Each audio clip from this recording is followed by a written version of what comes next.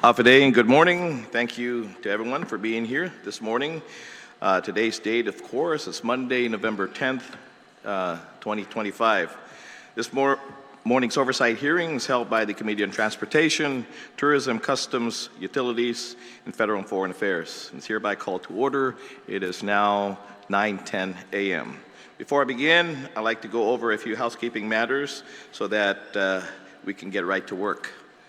The first notice of this public hearing, or this oversight hearing, was disseminated to all senators and media outlets on October 31st, 2025. The second notice was disseminated on November 6th, 2025. The hearing notices, accompanied by an agenda, were also made available to local media, the Guam Legislature's website, our legislative calendar, and the Government of Guam's public notice portal. Today's oversight hearing is being broadcast live on the Guam Legislature's YouTube channel, and the transcript will be filed with the Committee on Rules and made available to the public. Today, our committee will hear from two critical agencies central to Guam's visitor industry and the economy, the Guam Visitors Bureau, or GVB, and the Guam International Airport Authority, or GIAA.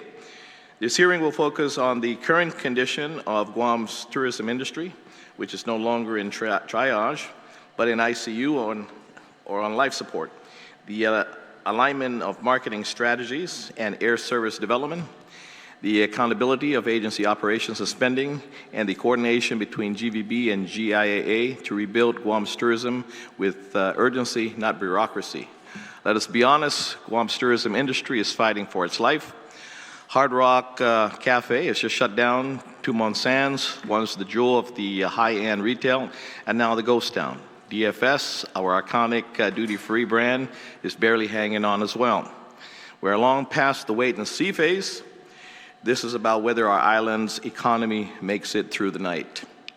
At this time, I would like to recognize and welcome my colleagues who are joining us, of course, this morning, joined by my Vice Chair, Senator Chris Duenas, alongside Co-Vice Chair Shelley Calvo, morning, Vice Speaker Tony Ada, and also Senator Vince Duenas, a member of this Vince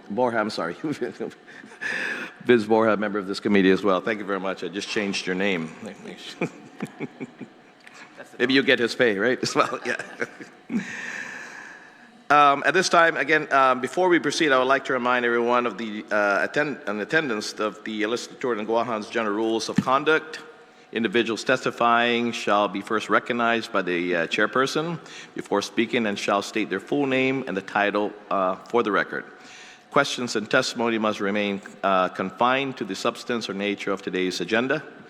Personal inferences to character or motive of any senator or testifier are not permitted. Pursuant to Section 11.07 of the Guam Legislature Standing Rules, the chairperson may order the removal from any of this hearing room any person who fails to observe proper decorum. Any violation of this rule will result in immediate removal from the public hearing room. Before we call our witnesses, of course, and testify, I want to set the stage for today's hearing.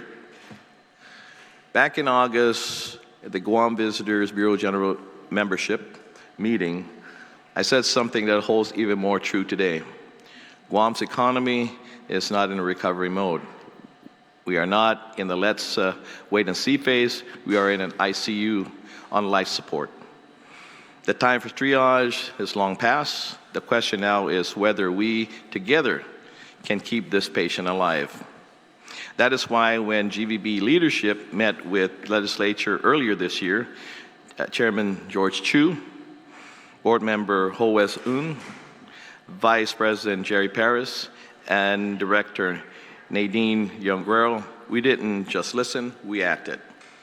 Because of those discussions, I worked closely with Chairman, Co-Chair, and Chairman of the Finance Committee to secure $10 million in the FY 2026 budget, specifically for airline incentive programs. I want to also welcome, of course, Senator Jalai, thank you very much for joining us. We also made sure that airline incentives were included as an allowable expense under the Governor's Transfer Authority, giving her the ability to allocate up to 50% of her $1.4 billion budget toward additional incentives if necessary. That didn't happen by accident. It happened because of cooperation, advocacy, and shared purpose. We fought for these funds because without them, Guam's tourism industry wouldn't have the oxygen to breathe. Back in August, I also said this, but if things don't go right, we do not have the months to waste holding each other hostage in meetings, excuses, or blame games. Talk is cheap. You either step up and deliver, or I will be the first to say, step off the team. Guam's economy doesn't have room for dead weight, only people who are roaring hard in the same direction. Tourism is not just an industry, it is the foundation of our economy, our jobs, and our future. If we don't act with urgency now, we will be having a very different conversation in the years ahead, one about what we lost instead of what we saved. That was August. Then came September, then October, and now here we are, November. Mr. Chairman, you asked me to help you secure incentives, and this legislature did. Since August, we've done our part. The question now is, how have things improved? I look forward to hearing from you, Mr. Chu, on those investments and whether they have been paying off. And I'll be honest with you, all I've heard lately were rumblings about publicly funded trips, hiring sprees, and even that working conditions have become toxic and personalities are driving decisions. People are quitting or choosing to retire. We're really losing focus on what really matters, rebuilding Guam's economy. George, you're a lot younger than me. And this is for you to fix. If you need the authority to make those changes, you have to let us know. Because at the end of the day, this legislature investing in results, not rhetoric, and the people of Guam deserve to see results now and not later. Because Guam's economy cannot afford another quarter of paralysis, we cannot afford to drift or wait for recovery to happen by accident. We either take decisive action now or we risk losing our footing as a destination altogether. But let me be equally clear, with these investments comes accountability. This committee will hold both the Guam Visitors Bureau, the Guam International Airport Authority accountable, not just for how they spend taxpayer dollars, but for how effectively they work together to revive Guam's tourism industry. Our recovery cannot happen in silos. GVB's marketing priorities must align with GIAA's route development efforts. If these agencies fail to coordinate, then every dollar spent becomes an opportunity lost, and our people cannot afford that. Guam Visitors Bureau management must also work collaboratively with its board of directors. The board exists to provide oversight and direction, not be sidelined.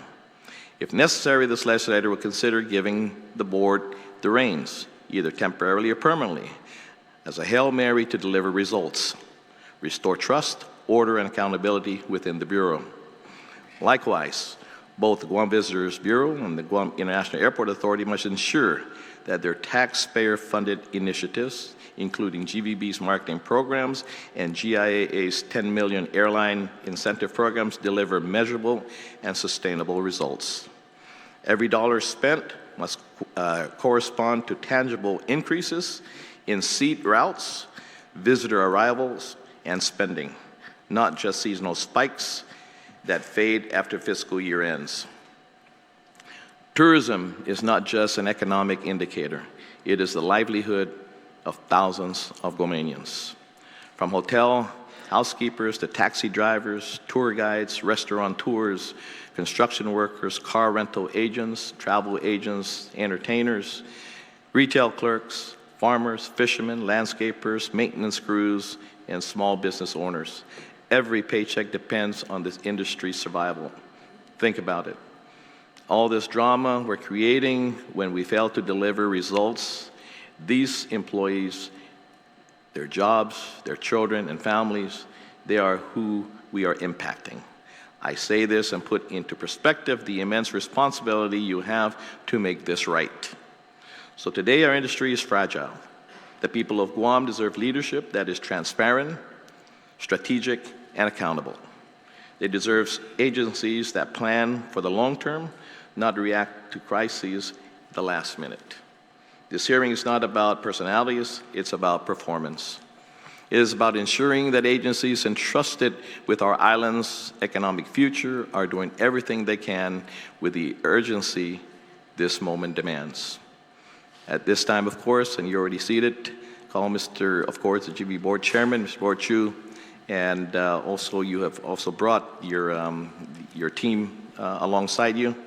Before we begin, I would like to call the Sergeant at Arms to please swear in all these folks to testify. And you know what? Let's go ahead, because immediately after GVB, we're going to have the Guam Airport Authority as well in this hearing. So let's go ahead and swear everybody in that's going to testify on behalf of not just GVB or Chairman Bomba, whoever your team is going to be testifying. Could you also have them stand up and be sworn in as well alongside GVB? Okay, please. Sergeant at Arms. Please stand and raise your right hand. Under penalty of perjury, do you affirm that any and all information you provide today, whether it be verbally, electronically, and in writing, be the truth, the whole truth, and nothing but the truth? Okay. Mr. Chair, you're under oath. You may proceed.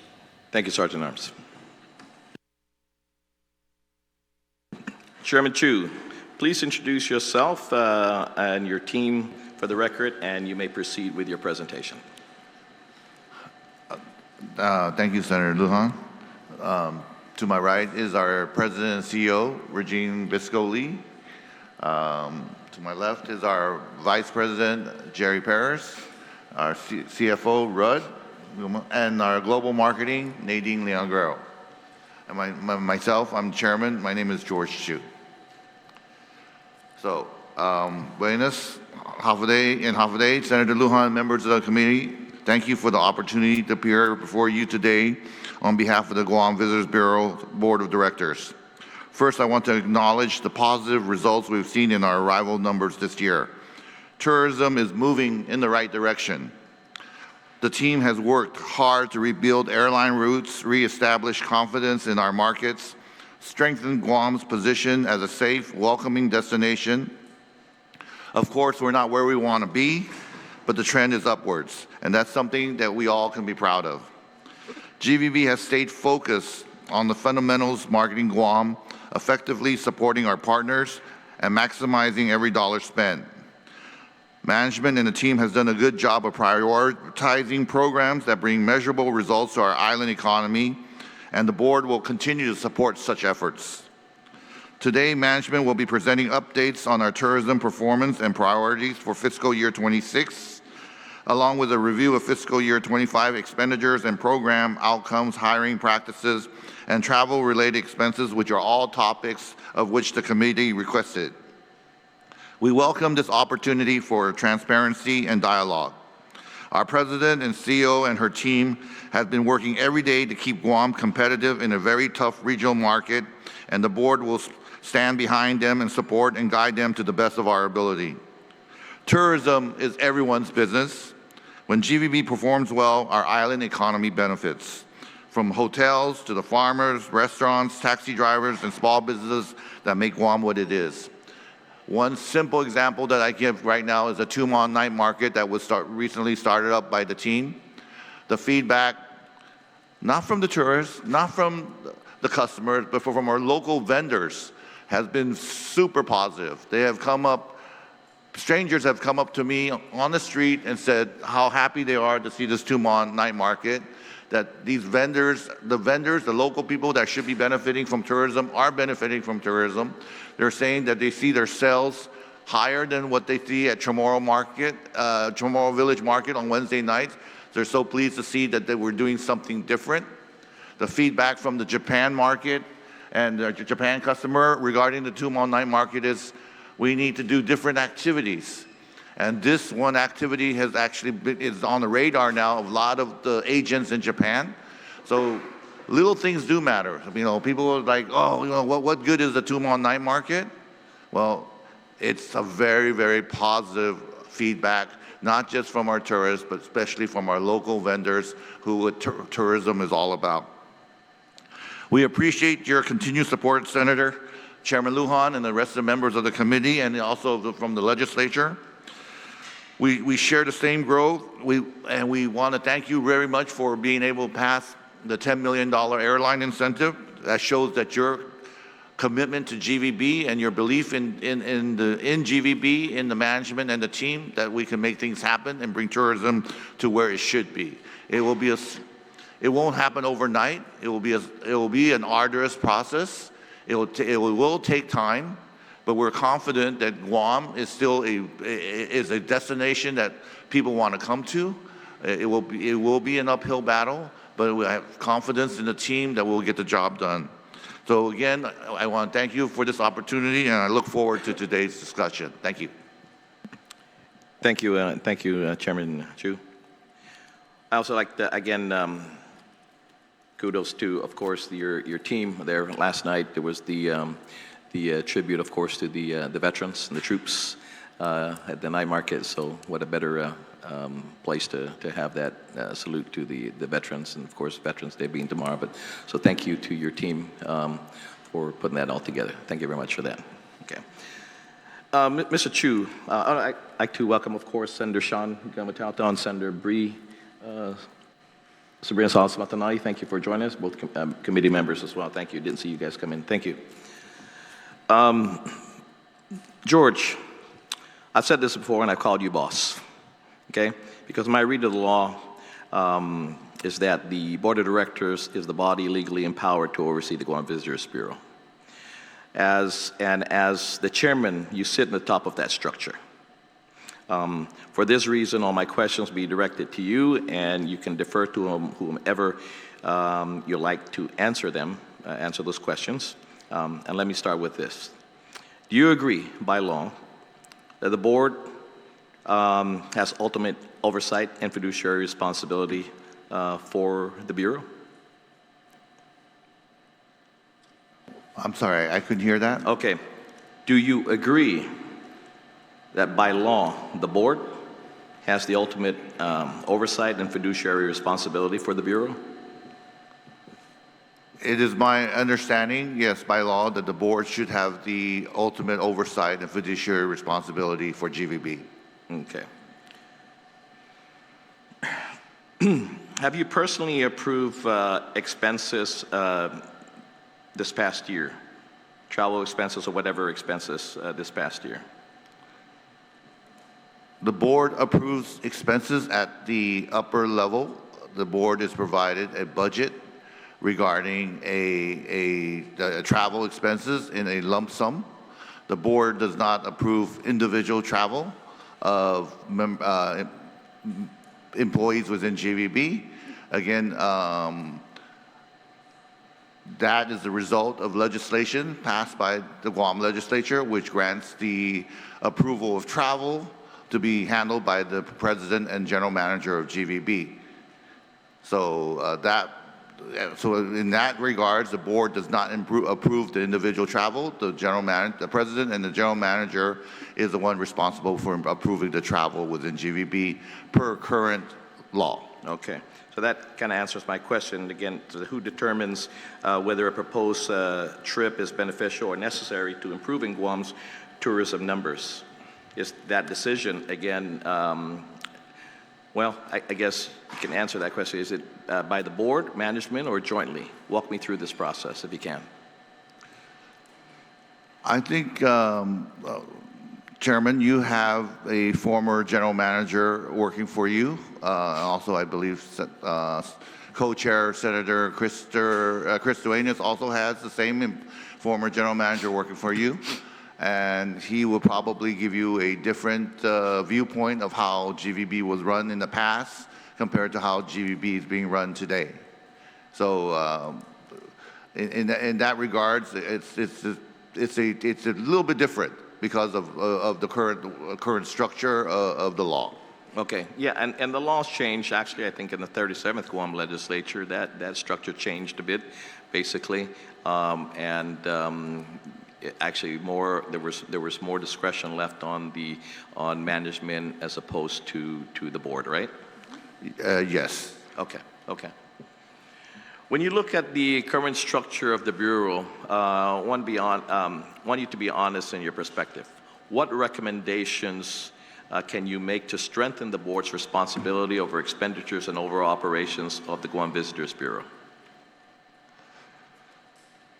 Based upon the current law, there's really no change needed. But based upon, if you want to talk about private business, how private businesses run and how boards on the private businesses run, it would be entirely different from how the board of GVB is. But then again, we are following what the law has the law that was passed. So that's what's going on right now. Okay. Do you think the legislature needs to empower the board even further? In your recommendation, I mean, I would, yes, for sure. If you ask me individually as a board member and as a chair of the board, should the board have a little bit more clear line of authority over the agency? It should. That's how a normal board would be engaged in the private sector.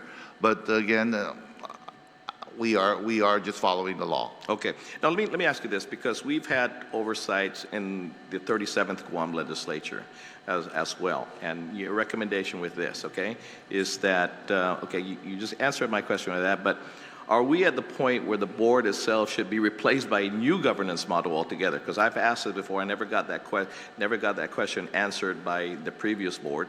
But I'll ask that question again.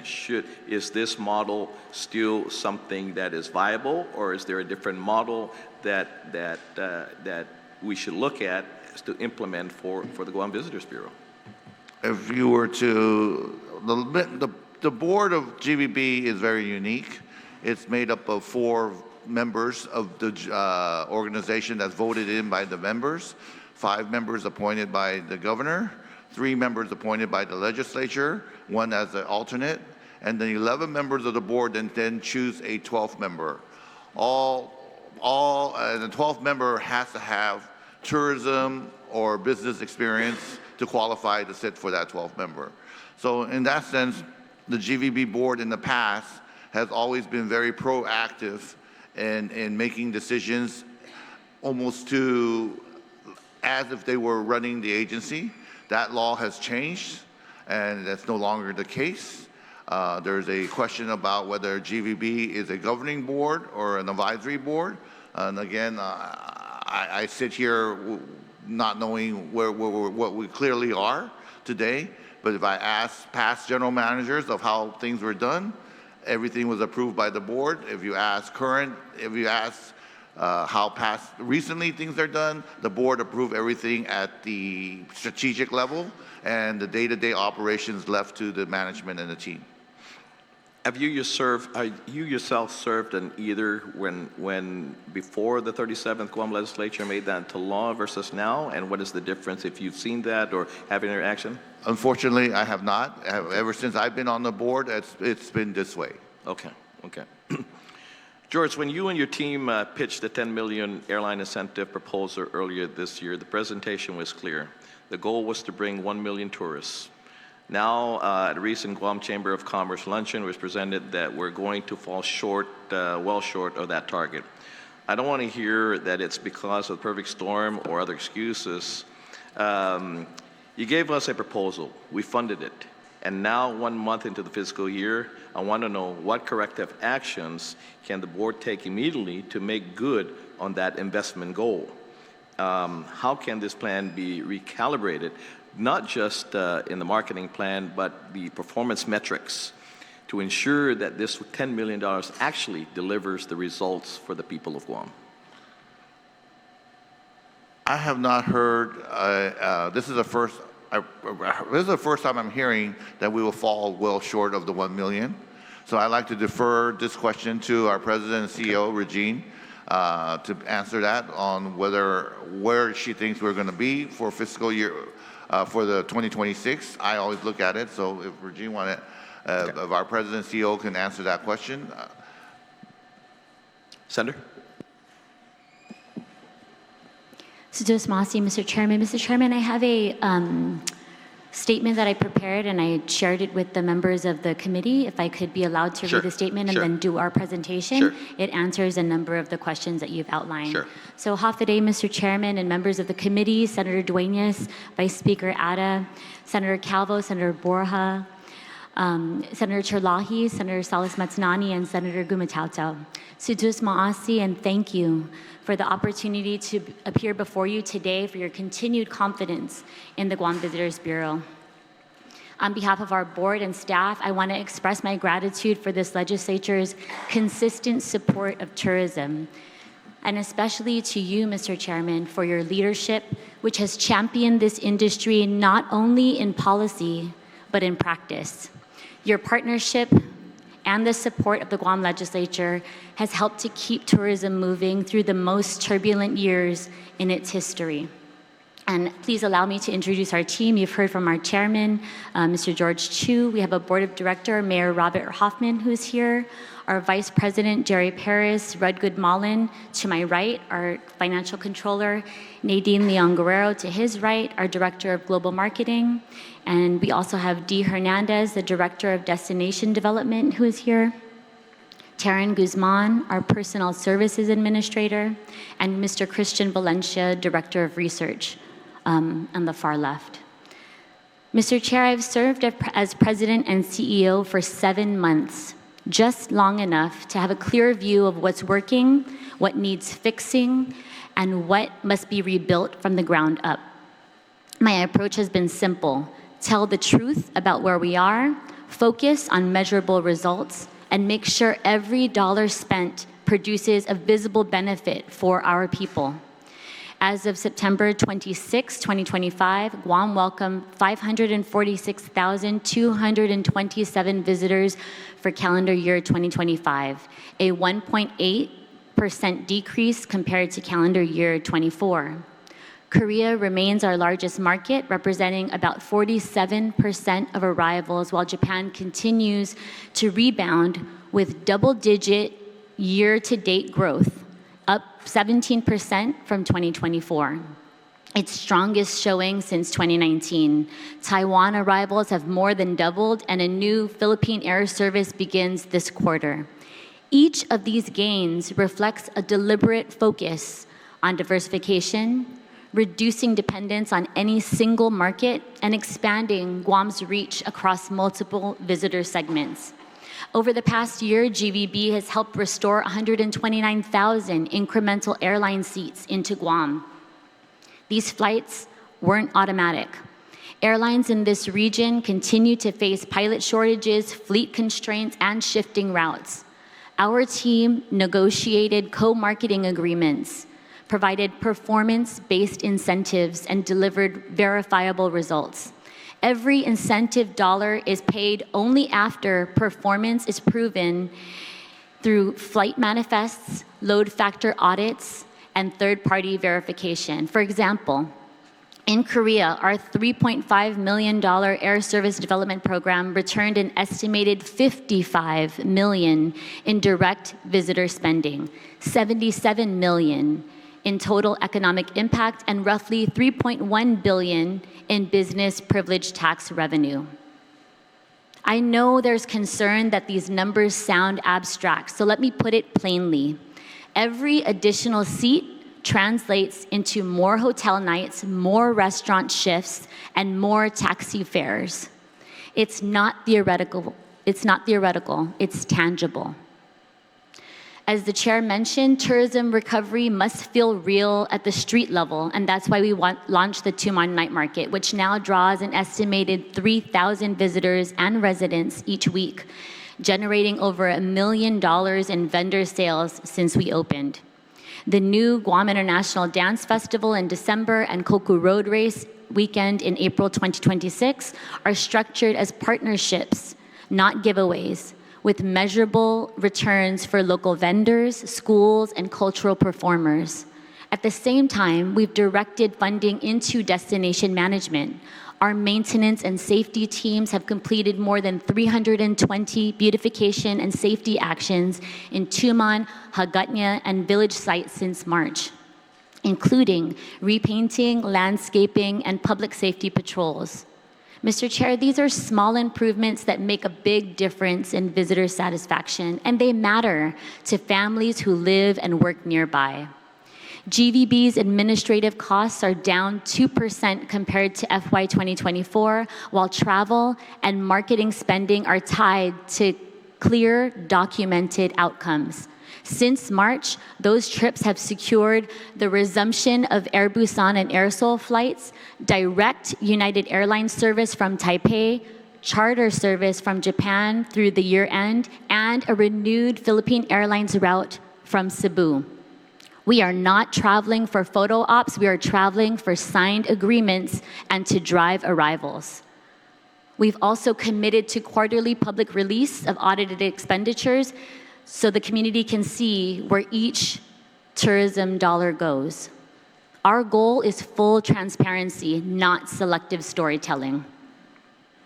I understand that the questions that will be raised today on slow recovery, we are moving deliberatively, not slowly, to build a recovery that lasts. Shortcuts may spike arrivals temporarily, but do not create a sustainable value.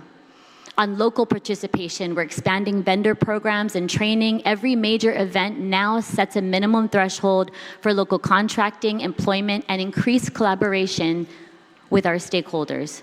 On credibility, every data point cited today comes from audited GVB records. If we don't have it verified, we don't report it.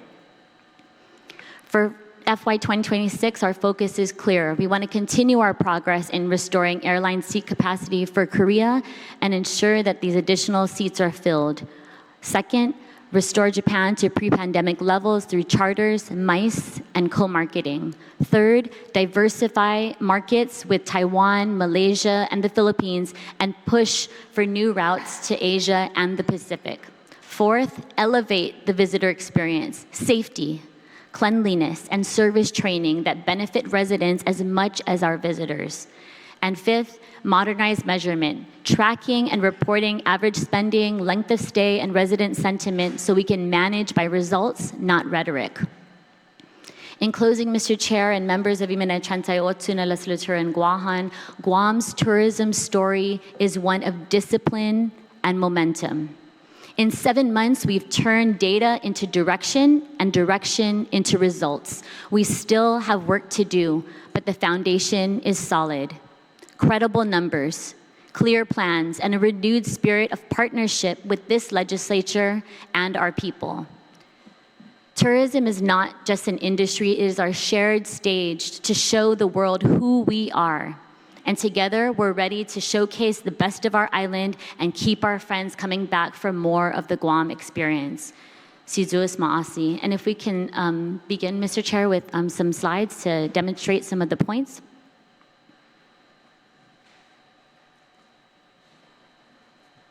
So again, we thank the legislature and the committee for the opportunity.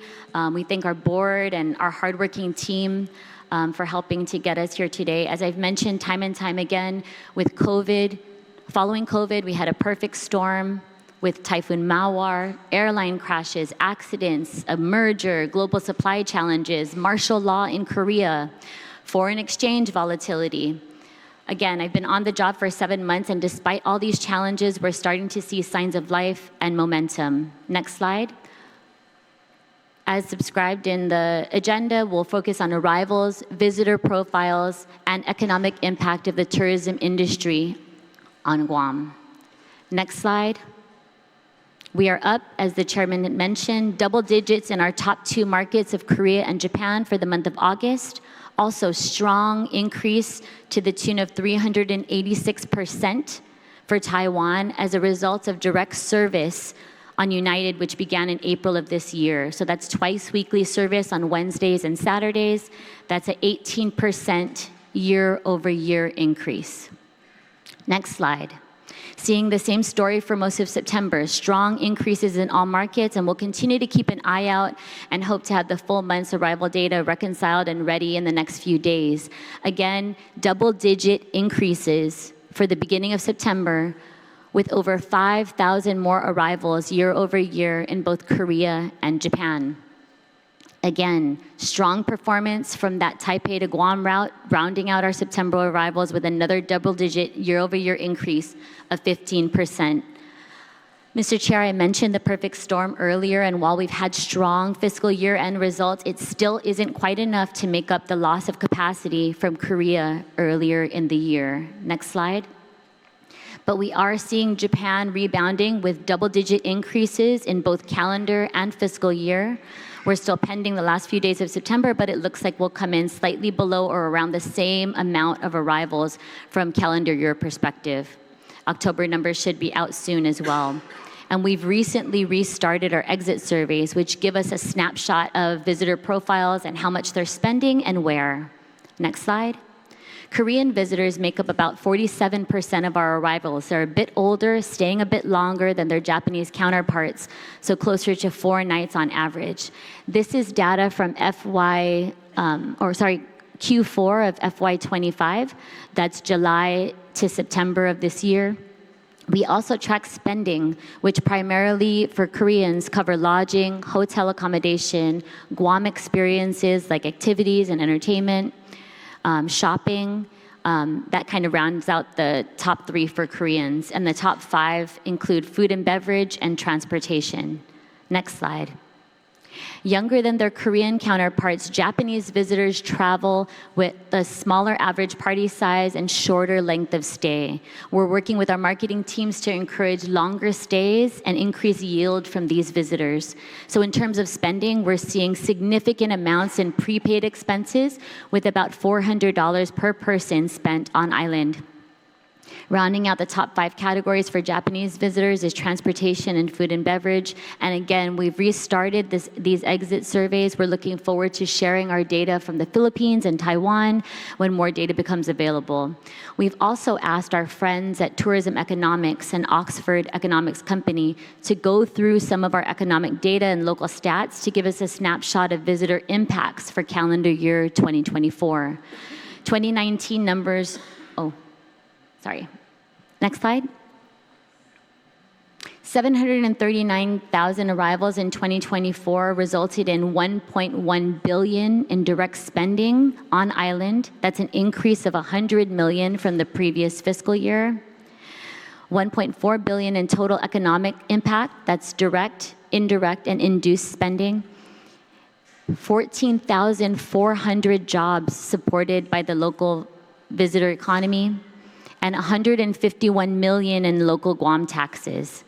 Local households, Mr. Chair, would pay $3,444 more in taxes every year to replace visitor-generated taxes. Tourism works, and let's keep it working for everyone. Next slide. In terms of our marketing priorities, you see the photo on the far left, that's Japan. So tourism infrastructure was built on this market, and we're rebuilding their outbound. In terms of Korea, we're focused on volume. The visitors are adventurous. They'll stop at the mom and pop stores and spread spending across the entire island. In terms of Taiwan, they are higher spenders, but we're lacking in seat capacity. Philippines is true sustainable tourism with local traffic, both from here on Guam and from Philippines. And then the new markets, we're focusing on Guam CNMI visa waiver countries of Malaysia, Singapore, which all have connections via Manila, Incheon, and Narita. Next slide. Again, our focus has been to drive arrivals and increase local participation in the industry. We're focusing on increasing seat capacity following all of the airline drama, especially in Korea, which is an incredibly dynamic situation. And so again, we thank the legislature for including airline incentives for GVB going forward in this fiscal year 26 budget. These resources will help with route development and ensure that seat capacity, especially when other destinations have much more to offer in incentives and support. And with that, next slide. We want to thank our tourism partners for showing up and supporting us. A huge thank you again to the legislature for the opportunity during the Committee of the Whole to be able to provide this information and answer questions about the incentives. And we actually have some positive news to report. You asked for results from FY 2025, and we're proud to present great results from additional airline incentives. Next slide. We presented the FY25 airline incentive strategy. It was a three-prong approach, including co-op promotions, a load factor program, and a turnaround support program. Next slide. In FY25, because of the incentive, we had nearly 130K seats added to the Korea route. So that's December of 24 to December of 25. The total GBB support was to the tune of $3.1 million. And I want to clarify, during this period, our main goal was to add capacity, and we need the flexibility for the new fiscal year with airline market dynamics. So we urge you to give management the flexibility so we'll be able to use that for load factor incentives. Next slide. This is a quick snapshot of our co-op marketing, and I'll go into it quarter by quarter. These promotions were designed to promote flights to consumers, resulting in over 93,000 packs that would not have come to Guam otherwise. We filled 73% of these seats, and these packs would not have come to Guam without these co-op agreements. So we're sharing the risk and the reward with these airlines. We're leveraging their resources as well through these promotions. So these are co-op promotions with the airlines matching the Guam investment. We've always shared and reviewed this information with our partners at KMC meetings, the Korea Marketing Committee meetings, as well as the GBB board. So let's break it down. Next slide. These promotions include added value programs with airlines and GBB providing incentives to travel agents and discounts on websites. So higher discounts were provided during off-peak travel periods. We want to emphasize that these are tried and true marketing efforts, and we're spreading out our efforts across multiple platforms to travel agents, B2B, website promotions, B2C, and so much more. So this is for the first quarter. Next slide. These promotions included added value programs with airlines and GBB providing incentives to travel agents and discounts on websites. Higher discounts were provided during off-peak travel periods. Next slide. This is the results for Q2. So a total of $120,000 was spent, resulting in 15,376 packs. Once we were able to create the supply, we added the marketing efforts to push the demand. Next slide.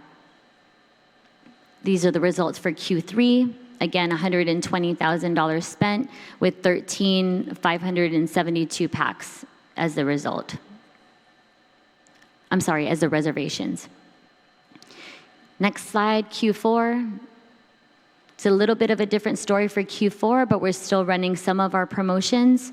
We've spent, or on track to support to the tune of about $165,000 with 56,624 packs in terms of the reservations. And this is across a number of different airlines: Korean Air, Jin Air, T-Way, Air Seoul, Air Busan, and then all the additional airlines.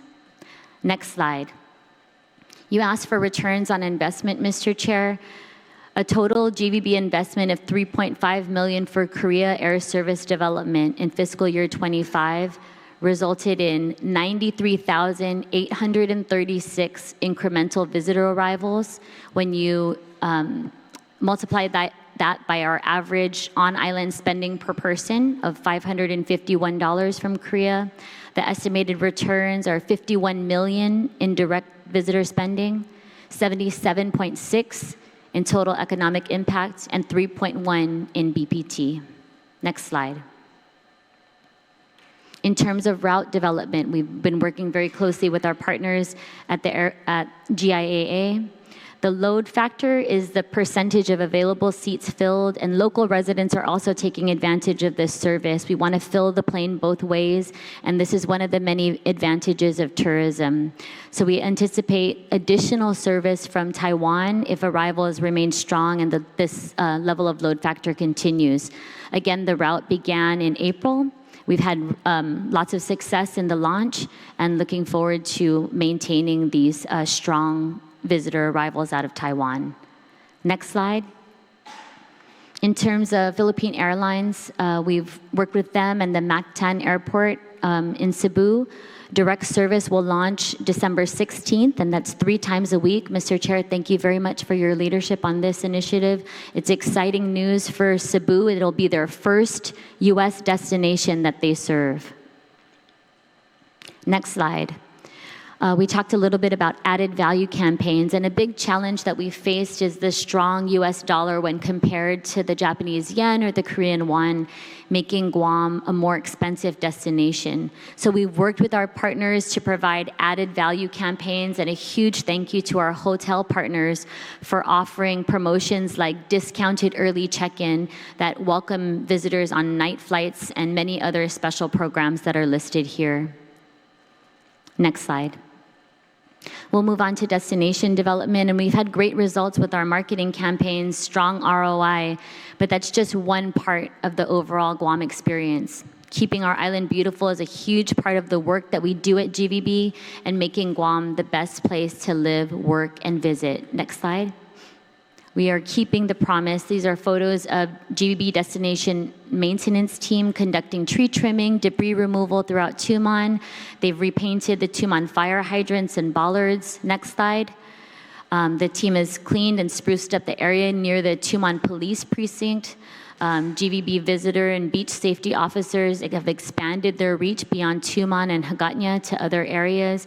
And we continue to hear feedback from visitors that safety is top of mind for them.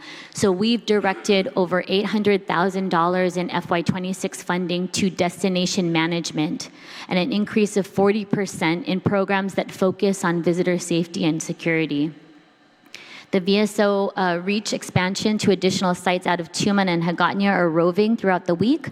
So we've included Fort Soledad, Fort Apugan, Inalahan Pools, Malasu Pier, and others. Next slide. The chair mentioned the Tumon Night Market, and thank you again for attending last night. We continue to draw thousands of residents, visitors, and our military community out to the Tumon Night Market. We've been seeing around 44 vendors and 20 food trucks with a wait list each Sunday. We're reaching out to partners for sponsorships and working with GIAA's small business sector. So we really want to thank our vendors who have supported us, and please check them out if you haven't at the night market. In addition to the night market every Sunday, we're also pushing signature events for our shoulder periods. Next slide. And that includes our upcoming Guam International Dance Festival, which is scheduled for December 5th through the 7th. This will really showcase and provide competition to celebrate cultural heritage, creative expression, and artistic excellence. The registration recently closed, and we have over 30 dance groups registered, representing Japan, Taiwan, Malaysia, Philippines, India, and Guam. Next slide. We are very excited about Coco Race Weekend, which happens every April. And thank you to many of you who participate in that. The registration is now open online at visitguam.com/Coco. Next slide. We also want to highlight the Team Guam approach. So we have partnerships with many other GovGuam agencies, DPW, Land Management, the Mayor's Council, IBTF for destination management, as well as GPD, GFD, DPR for safety and security, and then our partners over at GIAA and CQA for the airport experience and arrivals data. And of course, our partners at the legislature and GIAA for tourism investments. Next slide. GVB joined the Guam Memorial Hospital and their revitalization efforts, continuing beautification and cleanup efforts across the hospital campus. So again, we thank our GMHA partners as well as our maintenance teams. Next slide. Continuing to drive arrivals and increase local participation in the industry, we are focused on seat capacity following all of the things that we had mentioned previously. Next slide. Here are some of our FY 2025 data presented in expenses and visitor arrivals. These are unaudited expenses. We're just wrapping up FY 26 or 25. So you can see the visitor to date arrivals and the direct visitor spending, as well as our expenses in each market. Next slide. Again, this FY 2025 data is unaudited for now. The destination development outcomes are tied to visitor and local sentiment on safety and satisfaction with cleanliness of tourism sites. So we've spent in destination management over the past several years, $2 million for Tumon solar lights, which is a project that was completed in FY24, and reduced the purchase of materials and equipment, resulting in a $270,000 savings. In terms of visitor safety, $78,000 or more in expenses in FY24 related to the January shooting incident that we had. So we funded VSOs and concierge programs, which remain consistent. Our sports and events portfolio had a $122,000 decrease in sponsorships and a decrease in Liberation Day costs. Our culture and heritage had a decrease in sponsorships as well as a decrease of $77,000 in travel expenses. Next slide. Our supporting departments of admin, research, and HR provide foundational support to drive these GVB goals. Again, the outcome is tied to visitor arrivals and sustainable tourism growth. Next slide. This is important, Mr. Chair. You noted official travel, and we've actually had a 10% decrease in official travel costs in FY 2025. We don't travel for photo ops, we travel for agreements and tangible results for Guam. We also have a need for on-the-ground communication and dealing with our partners directly. We need to be top of mind in a lot of the markets for long-term planning, and so it's very important that we are there face-to-face to meet with our partners. Next slide. You asked the chairman a little bit about board administrative compliance, and so we have these next few slides in case folks have questions about this. So just as an update, all members of the GVB Board of Directors have filed their required reports for 2025 under the Act as per the Guam Election Commission, which we called last week, and new members are to submit on or before April 22nd of next year. For the next few slides, I'll turn it over to our Vice President, Jerry Paris, on hiring. Thank you very much. With your permission, Mr. Chairman, I'd just like to make a couple observations before I proceed with this on issues that you've raised. The first is really the accountability issue. As you've listened to our President and Chairman, President and Chairman both, I don't think you'll find any agency in GovGuam that is as sensitive to accountability on expenditure of public funds as has been demonstrated this morning. The second thing on the slight shortfall in the $1 million PAX arrivals, I would let you know that the marketing business model of GVB is not very simple. It's multifaceted, multi-layered, and multi-targeted. And so by expanding these different multiple initiatives, the expectation is to achieve the best possible outcome, aggressively. And that's where the million expectation was.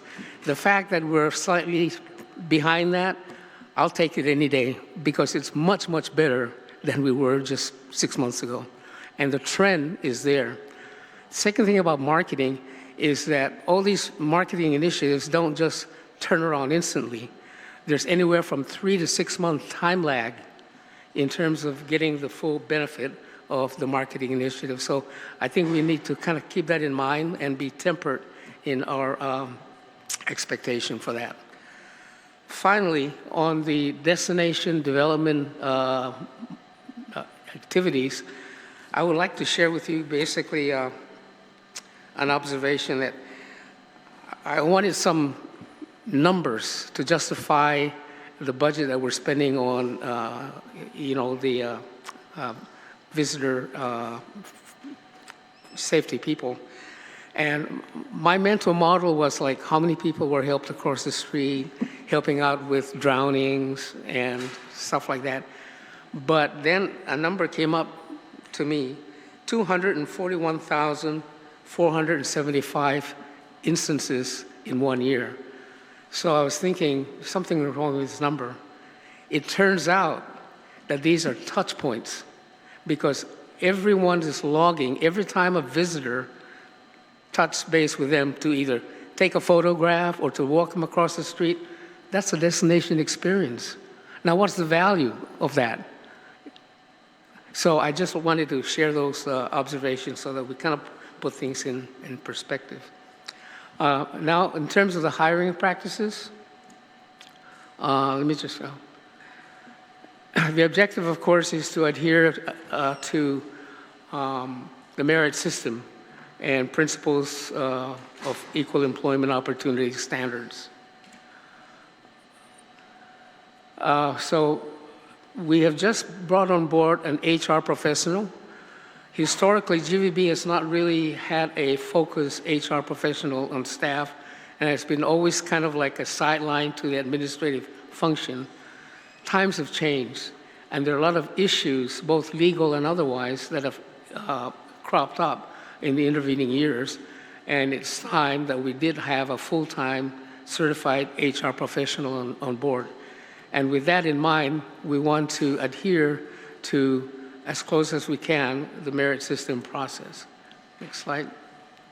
So the application process generally involves the typical submission of applications, the announcements, the evaluation criteria, and eligibility is established. Next slide. Competitive examinations are mandatory for original appointments and promotions.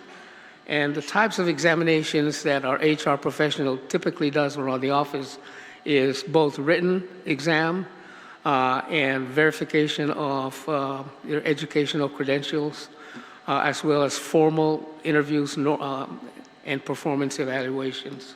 Next slide. We then go and notify the selection of the highest qualified candidates. Within 30 days of selection, a decision is made. The criteria, of course, observes whether there's any felony convictions or whether there's incomplete or fraudulent applications in mind. And the candidates must be informed of their rejection or acceptance within 10 working days. We also maintain an eligibility list based on examination results. And these eligibility lists are valid for 1 year from the date established, so that if a position opens that meets their qualification, they can be selected. We do observe the normal preferences for veterans as authorized by law, as well as disabilities. Points are added to examination scores for qualifying candidates, and points are then added only to candidates applying for initial employment with us. Next slide. This is just a profile of the commitment to non-discrimination practices in the Bureau. So overall, I could say that in my years being associated with the Bureau, both as a private sector board member as well as a staff and management, that we have migrated from a basically sideline of the HR function to a more professional, well-run HR department, and I hope that this would help, moving into the future. There's also the question of limited-term staffing that's been brought up, and I would just like to give you a quick view on where we were with LTAs, where we are today, and where we think we'll end up at the end of the fiscal year. So we wanted to do LTAs because of the critical need. Keep in mind, at the time these people were brought on board, it was just the need to reestablish the recovery program. It's the need to address the Mawar cleanup afterwards, that we needed to surge an effort in this effort. And so that's how a lot of these LTAs were brought on board. We have gone beyond that now. We've more or less stabilized the situation. We don't have the maintenance emergencies that we used to have post-Mawar. And our expectation is to phase out of the LTA positions, rationalize the positions that they occupy, and make them more into a, the standard merit system base. And so, FYI, in 2025, we hired 0 LTAs. So I hope that kind of clarifies the issue on our HR function as well as our LTA strategy. Thank you. Thank you, GP. I just wanted to close by inviting the members of the committee as well as the public. GBB relaunched its monthly newsletter, and thanks to our public information officer and the comms team, it provides highlights of GBB initiatives, market updates, and all things Guam tourism. So there's a QR code, you can sign up today. And that is all for our presentation. Suzuis Masi. Okay, thank you very much for that, for your presentations. But, let me just say that this goes out to actually all agencies, okay? And you're kind of one of the first to be brought forward before the legislature for oversight, because as my co-chair, who also chairs the Committee of Finance and Budget, the 2027 budget will be based on performance-based. So your budgets will be greatly scrutinized. As I said, we'll probably come in again on January for another oversight, and I said on a monthly basis in regards to that, and all agencies that I oversee will be here as well with that, and I'm sure the chair of Finance and Budget is looking at the other committee chairs as well to do the same, because as we go in, again in a few months, we'll be dealing with the 2027 budget, which will be based on performance-based budgeting. And the vice chair will actually state that and ask his questions when his time is up. But let me just say that it's very critical. Again, these critical times, and we're shuffling money around, that each and every agency that we have oversight on is accountable for that. Now let me ask this. Has the administration given you access to the 10 million yet? Suzuis Masi, Mr. Chair, for that question. I actually was on the phone this morning with Director Byrne from Department of Administration, and we're working out a payment plan, an allocation plan, and our CFO also has a kind of a drawdown schedule. So we haven't received that yet, but we are. Okay, you haven't received it yet, but has we have a plan. How much of the 10 million has been accounted for? Has been, encumbered at this point? So a portion of it for our negotiation with Philippine Airlines.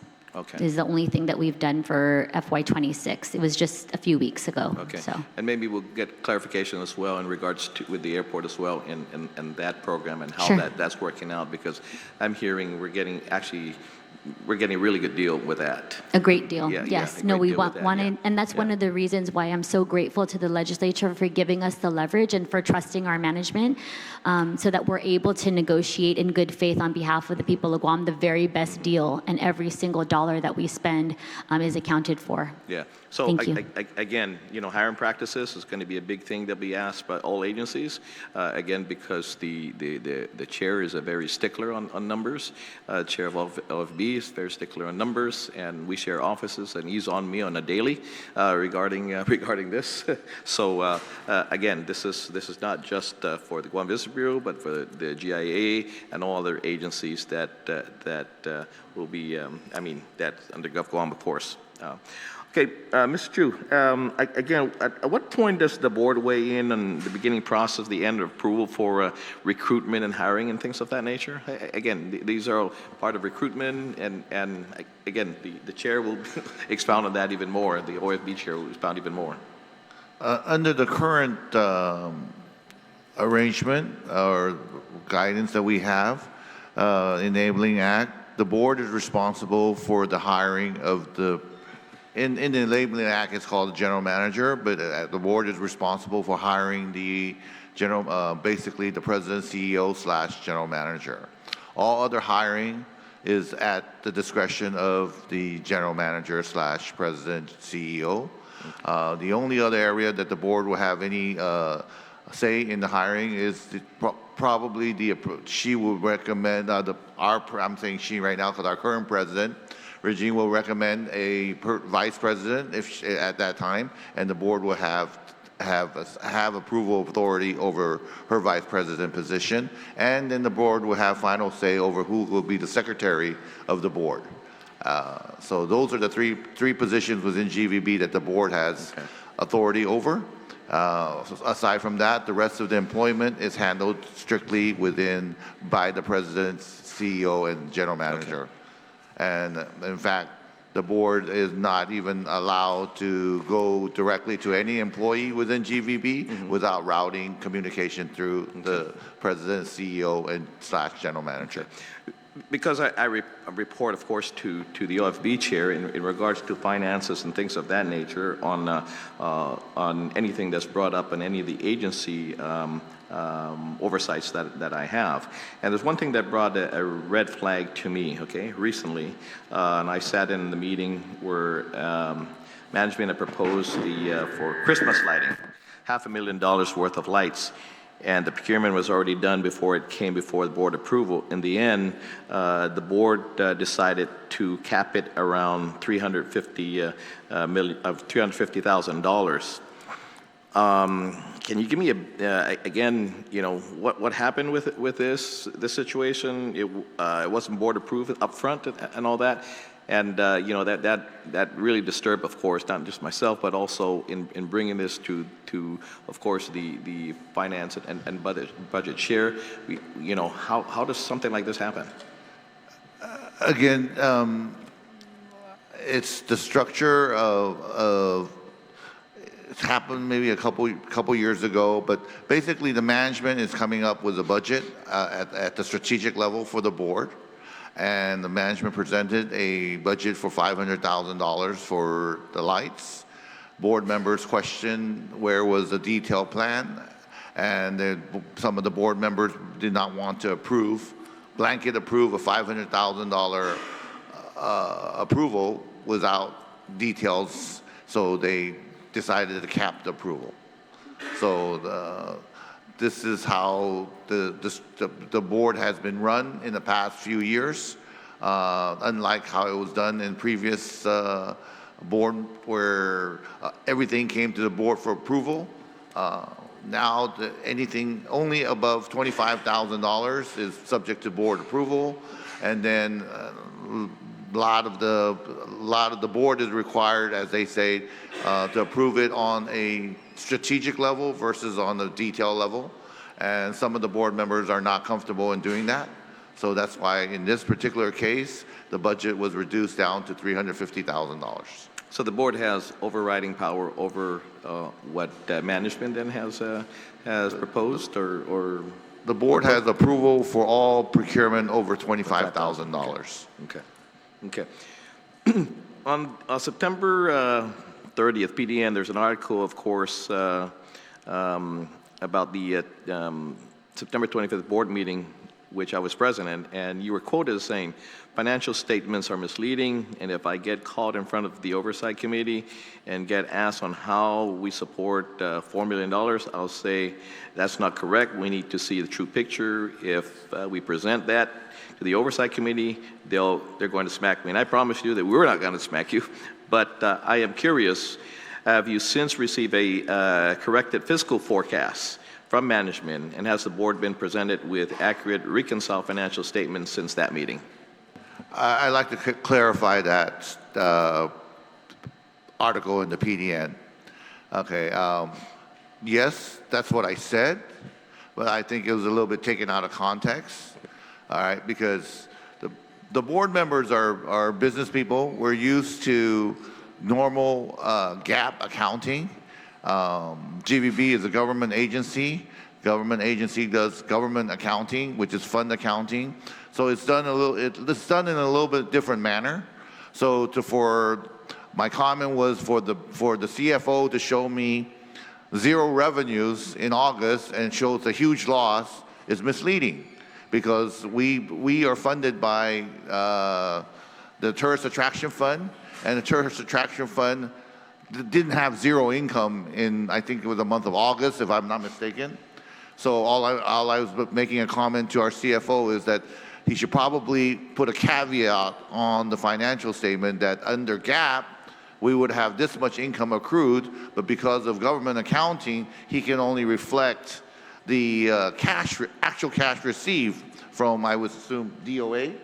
So since he didn't receive any cash, he doesn't put any income up there. But to the layman, it will be like, okay, GVB, what did you do? You had zero income. So in a sense, it's misleading, but I never said it's incorrect. That is correct government accounting, but it's also misleading. If I were to come in front of you and said I had zero income, you would spank me, okay? Because the tourist attraction fund is collected every month. So from a normal GAAP and businessman viewpoint of accounting, that's a misleading financial statement. From a government accounting point of view, it's a correct financial statement. So we can blame you for this oversight because Yeah. So, but really, for purposes to the public, it reflects very badly on GVB when you show such a huge loss when we know for a fact there's not a huge loss, okay? Because it should be spread out evenly. The collections are every month. It's not like the hotel has zero occupancy for the month of August, so we had zero tourist attraction fund collection. Okay. So that's what I'd like to clarify. Thank you. Yeah. Now, the other thing, again, let's go into employment because, again, I'm sure as other chairs here as well, the agencies that they have oversight on, we receive calls, numerous calls, whether the employees, employees' families, or outside, whatever. We get calls from A through Z about everything, okay? Well, let's address something that I've heard from in the Bureau itself. I've had multiple, of course, employees have reached out alleging climate of fear and toxic work conditions and that. George, I understand, of course, that the board members are volunteer, basically, who also run their own businesses, okay? But I think you'll agree with me that if tourism doesn't rebound, your businesses and the government of Guam will suffer. We're all in this thing together, okay? Now, when my office receives this concerns, we always ask, have you spoken to the board, okay? And the response is, we're not allowed to speak to the board. Why is that? I mean, is that what's happening? Because when we're receiving this thing, we're saying, I'm not going to continue to call, hey, what's going on, what's going on, what's going on. You guys deal with it. This is not micromanaging, your agencies. Is this what's happening? What's going on? I am unaware of any employee not being able to speak to the board. I just mentioned earlier, under the new way the board is operating right now, anything that needs to be, any board member that has anything that any employee that needs to do, the board member should not directly contact the employee, but go through our president, CEO/GM for anything they need from any employee within GVB. Now, does that prevent the employee within GVB from directly approaching a board member? I don't think so. So in that point of view, maybe because they know we're not allowed to approach the employees under this current structure, which I think is very unusual. It shouldn't be, but that's the way it is. And as chairman, I do respect that. So there is a chain of command. So the president is who reports to the board. So in that sense, it's correct. But in the sense of the board member not being, the board member can speak to any employee, I think, as far as I'm concerned. But the issue here is the board member allowed to direct an employee of GVB what to do? Now that is something I feel that it should probably go through the president and CEO. A board member should not approach an employee directly to tell them what to do. But, you can in a certain sense, but not on a regular basis. Hey, can you do something for me? It's not, I don't think that's disallowed. But to continuously to bypass the management and go directly to the employee, I think that's wrong in any business, not just within GVB. But to say that the employee cannot come to the board members, if they feel that way, I feel really bad, because that's totally not true. A board member will welcome any employee of GVB to come up and speak to them. And, I would even like the fact that just to chit-chat with the employee of GVB, but I think there may be some concern within the employee level that if the board member speaks to them on a casual basis, it would be an awkward situation, because They just don't want to be perceived. They don't know what we're talking about. So In your opinion, it's a very difficult question to answer. Absolutely. In your opinion, in regards to, the statute that has changed since the last legislature to this now, what do you recommend? What do you see now that you lived through this or you chaired through this situation to be able to improve the relationship between the board maybe and employees? The question always come up, are we a governing board or are we an advisory board? All right, and in the past, it was a governing board. And so they had a much more proactive role in the management of the agency. And even then, even if you're a governing board, I think in the past, some of the board members, from what I heard, okay, I was not, like I said, I was not there. So this is hearsay that some of the board members may go directly to an employee and bypass his or her direct supervisor, which has it happened? I don't know. I didn't see it for myself. But in terms of what I like to see the board run as a professional business. I like to see GVB run as a business and not a government, I shouldn't say not a government agency, but run GVB as if it was a business that you mentioned. You give us money, we need to show you a return. So the board should act as a business board, and the agency should be run as a business, which I think that we're all trying to work together between the board and the current management. I think that's the goal that we're working towards. That being Sorry, said, Mr. George, Chairman, if I may, yeah. I just wanted to mention there was a new anti-retaliation policy that was implemented, which allows GVB staff to bring up concerns to the president and to the chairman of the board. It was implemented during my first 2 months on board. It was a policy recommendation that was made to us by our legal counsel, and so that's been in place. In addition to that, in my first 3 to 4 months, I was able to schedule one-on-ones with every single employee at GVB, and so really wanting to clear the air and make sure that we have open communication between our employees, our management, and the board as well. Sitos Masi. Okay, thank you. One last question, George. I'll turn it over to, of course, when I share here. Depending on how you read the law, right, and the bylaws, right, but the dual role has created confusion and maybe some friction, of course, right? Mr. Chairman, in your view, should the Guam Visitors Bureau Board remain a governing board empowered to set policy, of course, approve spending and hold management accountable, or should it be restructured into an advisory board focused purely on industry insight and strategic guidance? In other words, what kind of board does GVB truly need to function effectively? For my personal opinion, Yes. I would definitely support a governing board over an advisory board. Okay, yeah. Thank you. Co-chair? Sitos Masi, Mr. Chairman, and your line of questioning was obviously very direct and very detailed, so I'm going to focus on a couple different areas. But I'll make a few comments to open. First of all, thank you to the GVB team and eventually the airport team that will be coming forward to have a Q&A. I want to thank the chairman, as I am his vice chair, for introducing the inaugural of performance-based budgeting. This is what we will be doing throughout the entire fiscal year of 2027. And I believe we've started that here, precedent set.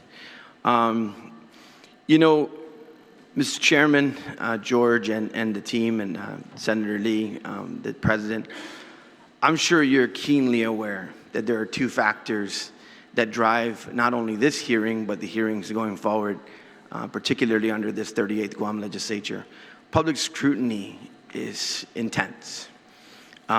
We have people who have expectations as taxpayers.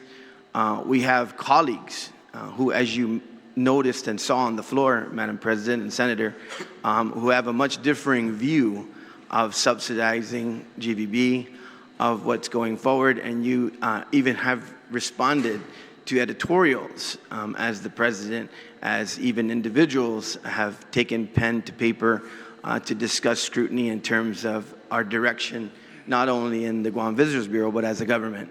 So I think you can be keenly aware of why we're here today and why we're going to be here going forward. Public scrutiny is something that we have to be sensitive to. I'm sure you are, but we have to be ultimately sensitive to because they come to us to be able to get answers and to make sure things are moving in the proper direction. Not that I respond to it one way or the other, but it's a fact of life. Social media is very active in terms of how people feel and what they think our government and our government entities are doing. And so all of us have to be aware of the microscope that we're under in order to be able to discuss these issues. I was recently interviewed by a couple of talk show hosts on my performance-based budgeting initiative for fiscal year 2027, and I'm using this as an example in this hearing on the approach to it. And the idea that I said, and I think that I'm getting this feeling from Mr. Perez, as well as the chairman, as well as the entire team and President Lee, that I said, I think agencies and entities should welcome the opportunity for performance-based budgeting and performance-based hearings. Because it's an opportunity for you to tell your story. Because if somebody else is telling your story, then you have a problem, right? So my thing here is, and I hope that that's where we're all at today, is welcoming this opportunity. And I think that you've made a relatively compelling case. And so I want to go into some of the detail on those questions. To finish up in terms of an example of what I've seen in terms of scrutiny and changes that you see afoot, the Guam Memorial Hospital has been a focus, particularly in this legislature, and has been scrutinized for spending, for constant appropriations from this legislature in the tens of millions of dollars, over $100 million from the 37th going into the 38th.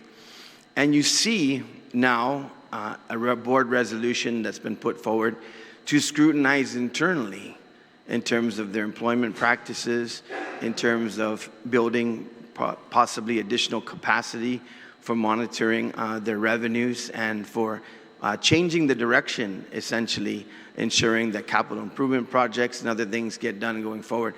So I think that we're all seeing kind of a transition and afoot to additional accountability and transparency.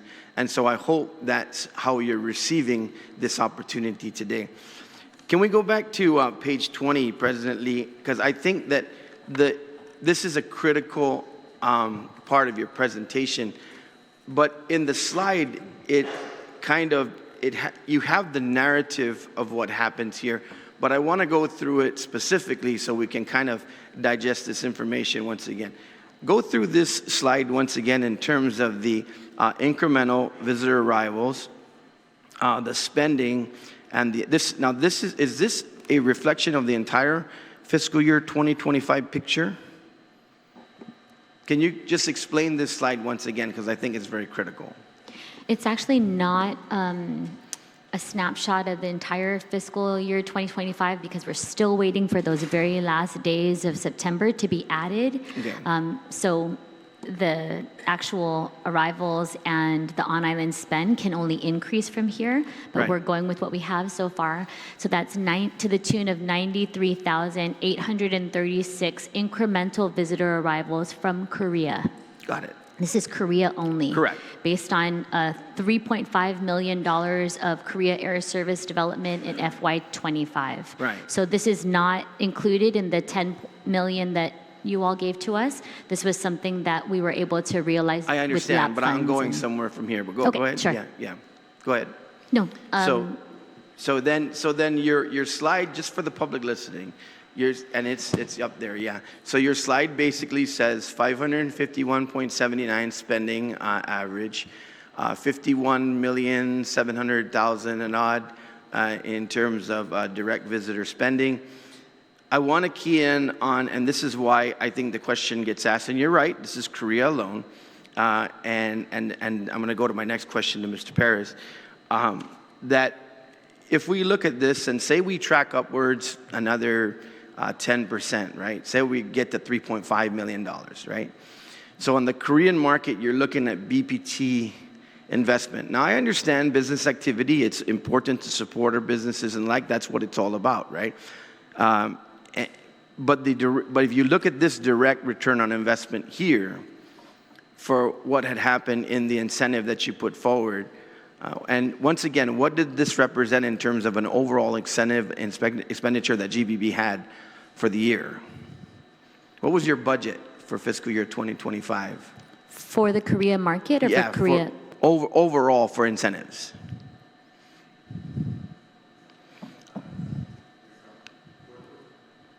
Are you talking about for the Korean market only or the overall budget for GBB? Overall. Overall budget for GBB was roughly $29 million. No, but I mean for incentives, because you for repurposed money for incentives. Yeah. That's why you came to us and asked us for the 10 million, right? Because you said we proved this formula, we did it. We actually what I remember in the committee of the whole was, listen, we were able to do this in fiscal year 2025. Okay, we were able to take an overall budget, I believe, somewhere north of $29 million or so.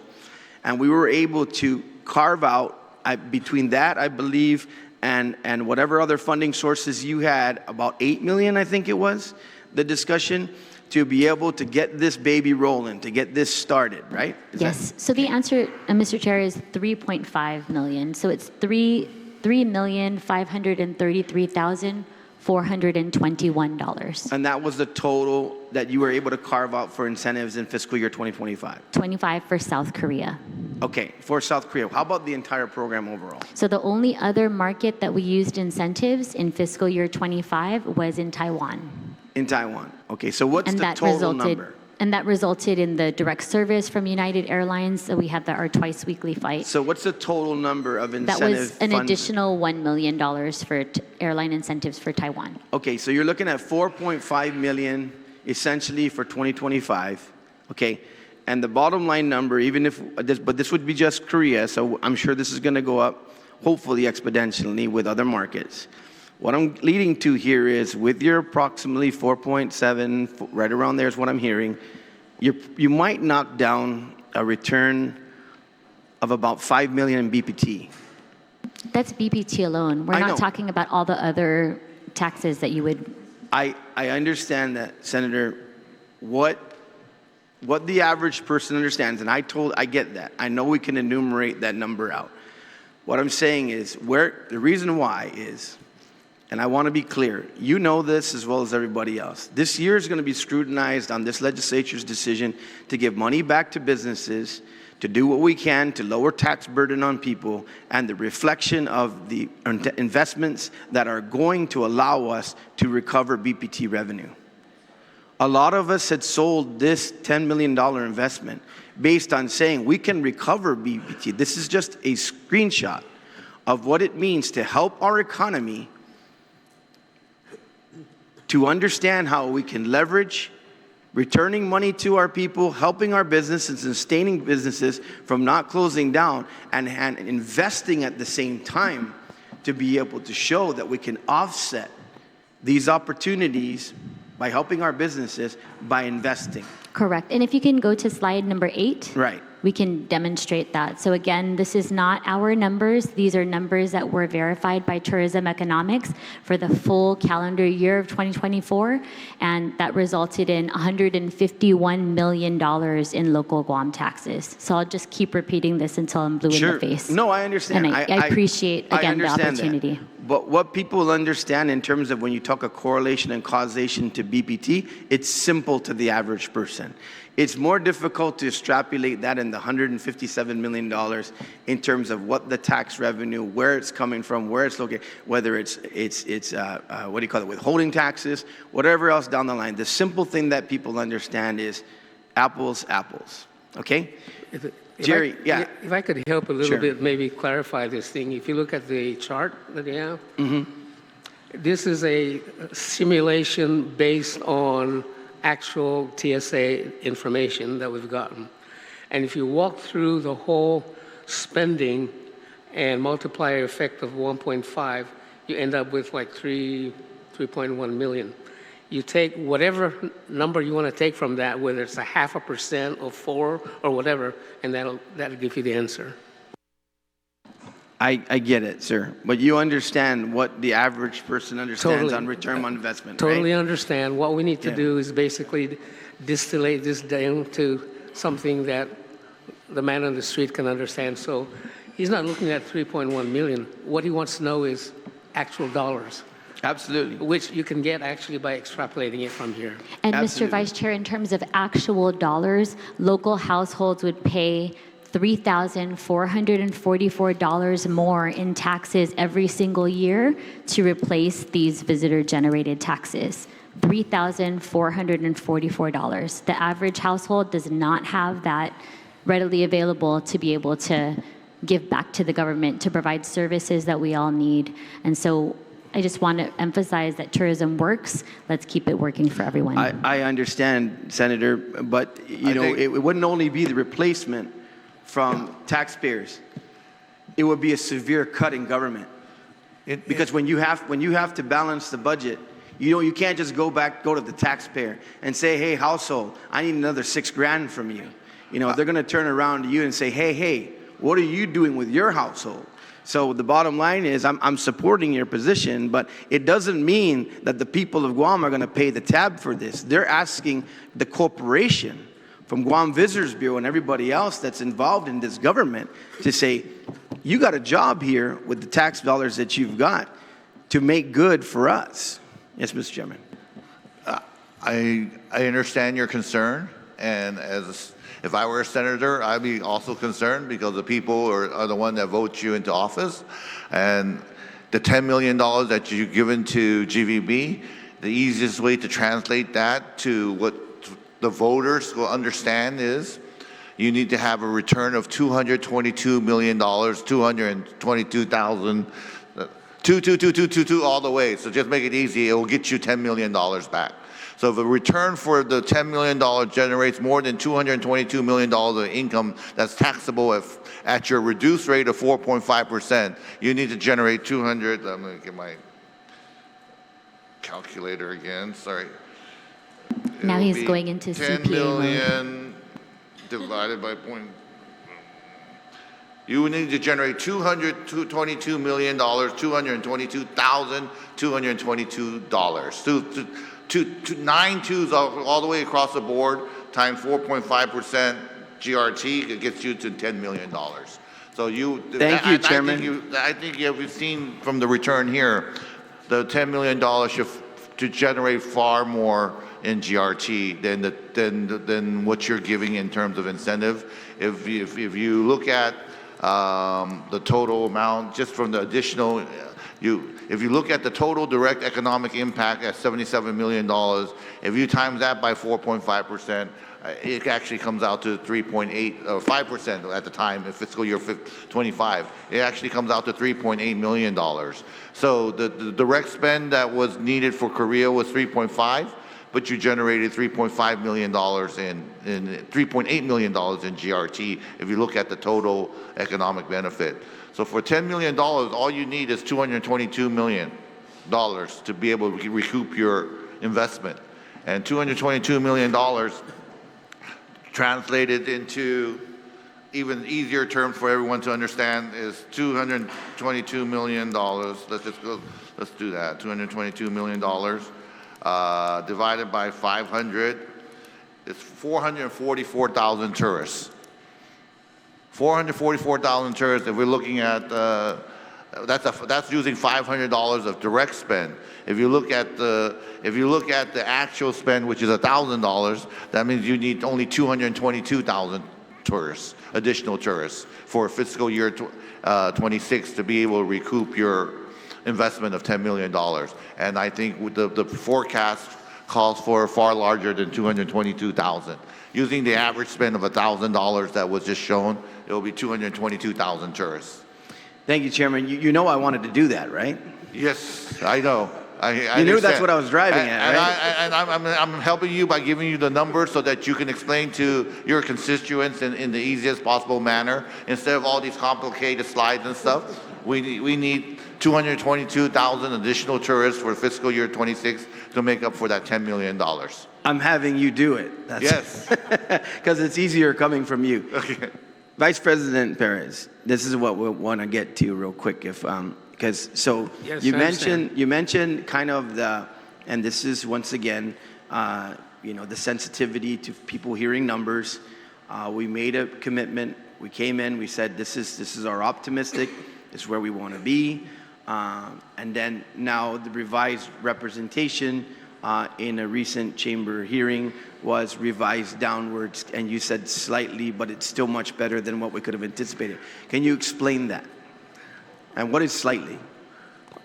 Well, I think the actual forecast is about 900-some thousand visitors, okay? And we were actually wanting to hit 1 million.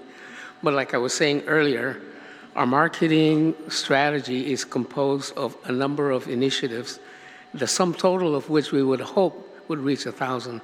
You just heard the chairman say you need about 400,000 additional visitors. I mean, 200,000, yeah. So we'll meet that. That's the answer.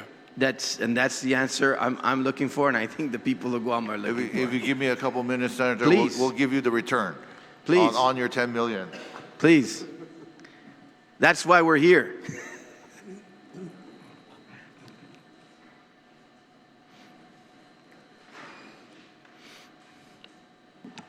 Yeah, and in terms of the recovery of that 0.5% on the GRT, you can kind of just deduct that from there.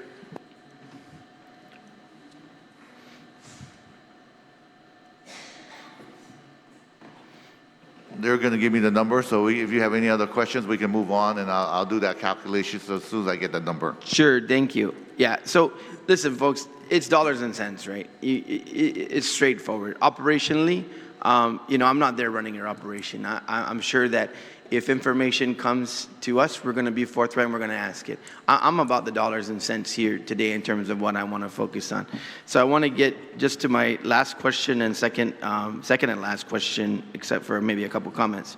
On the issue of limited term, Jerry, you said that that's phased out. So those 25 employees no longer are with GVB? Some of those employees are still in transition because we still have a lot of work to do out in maintenance, but we're replacing that slowly into honest to goodness civil service type positions. And so we have not hired anybody in 2005, nor we do plan to do anything. We're phasing them out, and those job requirements will still need to be rationalized to see if they can transfer to the merit system base. Because, Senator, Madam President, here's my concern, and I just want to put it on the table because it's about going forward, right? Here's my concern when I look at that, and I know this probably wasn't your time, but I just want to make sure that, because this is the discussion in terms on the limited term. I look at maintenance supervisors, I look at support destination, that makes sense. I look at custodian, I look at, let's see, what's the other one here? Maybe web IT, I get that. Some of this stuff actually looks like, and we've talked about this, the ability to coordinate with our sister agencies and the like. And I wanted to focus in on what you said, promises kept. With GVB, was that job done in terms of a lot of the cleanup and everything else that you've been doing, coordinated with the sister agencies such as DPW, other agencies that you can tap on to be able to help with that going forward, Parks and Rec and the like? Many times, Senator, we provide the resources and we assist our sister agencies, if that's the question that you're asking. But in addition, much of what our Vice President, Jerry Perez, had mentioned is that we were able to shift from a contract of providing these services and bringing some of those services in-house so we could be more responsive, so we can provide additional quality, and we could work on the weekends and late at night to make sure that we're providing these requests as soon as possible. And so that's primarily what the previous administrator, Governor Gutierrez, my predecessor, was able to do, is bring a number of those functions in-house. And so that's why you're going to see that increase in LTAs, and that was the work that they performed. So, And excuse me, and yeah, by the go way, ahead. the promises kept tag Yeah. there. It's not a promise that we do DPR's work or Public Works. It's a promise kept to our visitors that we have a beautiful destination. Yes. And exactly, because that's going to be my final follow-up with this, because that's really, if you want to hear the scrutiny, that's where the rubber's hitting the road right now. You know, you did a great job with the numbers, George, and I think we're going to be able to sustain this going forward if everything maps out, barring any unforeseen circumstances. I think these number situation we can manage. What we got to manage is a constant scrutiny on how are we now doing on the product, right? And so it looks to me like, and I want to make sure this is what you're defining here, Madam President, is, and Mr. Vice President, is you basically taken this LTA model and you're reconfiguring it into your regular staffing pattern, those positions that you think you need to maintain to do this job. Is that what I'm hearing? Those positions that we think we need to continue to do the job, yes, but it gives us an opportunity to, kind of vet the position and the individuals as well, and so that we can make that determination going forward. But we're really focused on efficiency, making sure that we're doing more with less resources, and ultimately making sure that our product shines. Good, because what I'm going to do with this, as I go back to the office in preparation now that we have this information from your budget on the performance-based model, then what we would intend to see here is what this budget was and the snapshot of this, what the request is now, folding this into your merit system-based proposal and carrying forward, and the deliverables on that, and then we'll scrutinize the actual budgets across the line to see what that looks like. Senator, and I'd just like to, I know you're closing, but end with a plea here that you also assist our partner agencies of DPR, who's consistently not had enough resources, DPW, a number of them. We want to make sure that they are also funded and well-resourced so they can assist us and we can all work together and do the best possible job for our visitors and for our local residents. And we will do that, and that's what performance will bear out. Because the bottom line is, this is what's going to come down to. If GVB's doing this under a model of having to have LTAs to be able to get out there and coordinate and make sure that sister agencies can coordinate with their efforts going forward and non-duplication, the fact is why? Why? And look, we get a request that comes down here from the governor. In January, I'm actually going to hold a hearing first week of February after the governor delivers the budget. I'm not going to wait until later on, and we're going to put on the table what was requested for each individual agency and say, was that your request or was that the governor's request? And how are you going to do your mission with regard to that? So you're exactly right. We will be asking your performance based on that. How are you going to perform in terms of what your requirement is and what is that going to look like?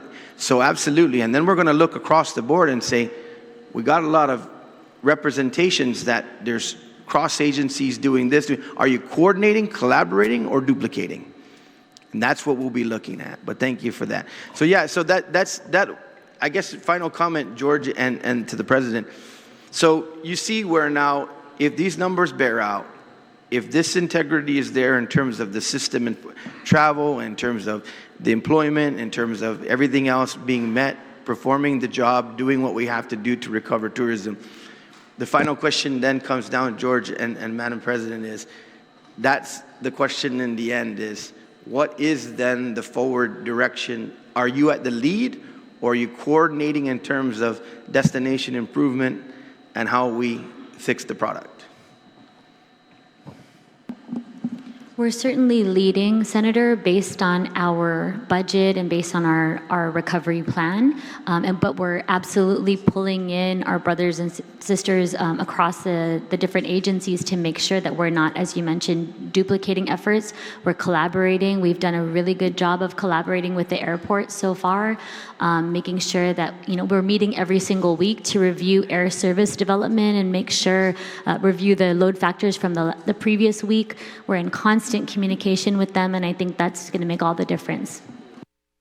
Mr. Chair, that's all I have for now. Thank you, Mr. Vice. Our co-vice chair as well, Senator Shelley Calvo, please. Thank you, Mr. Chair.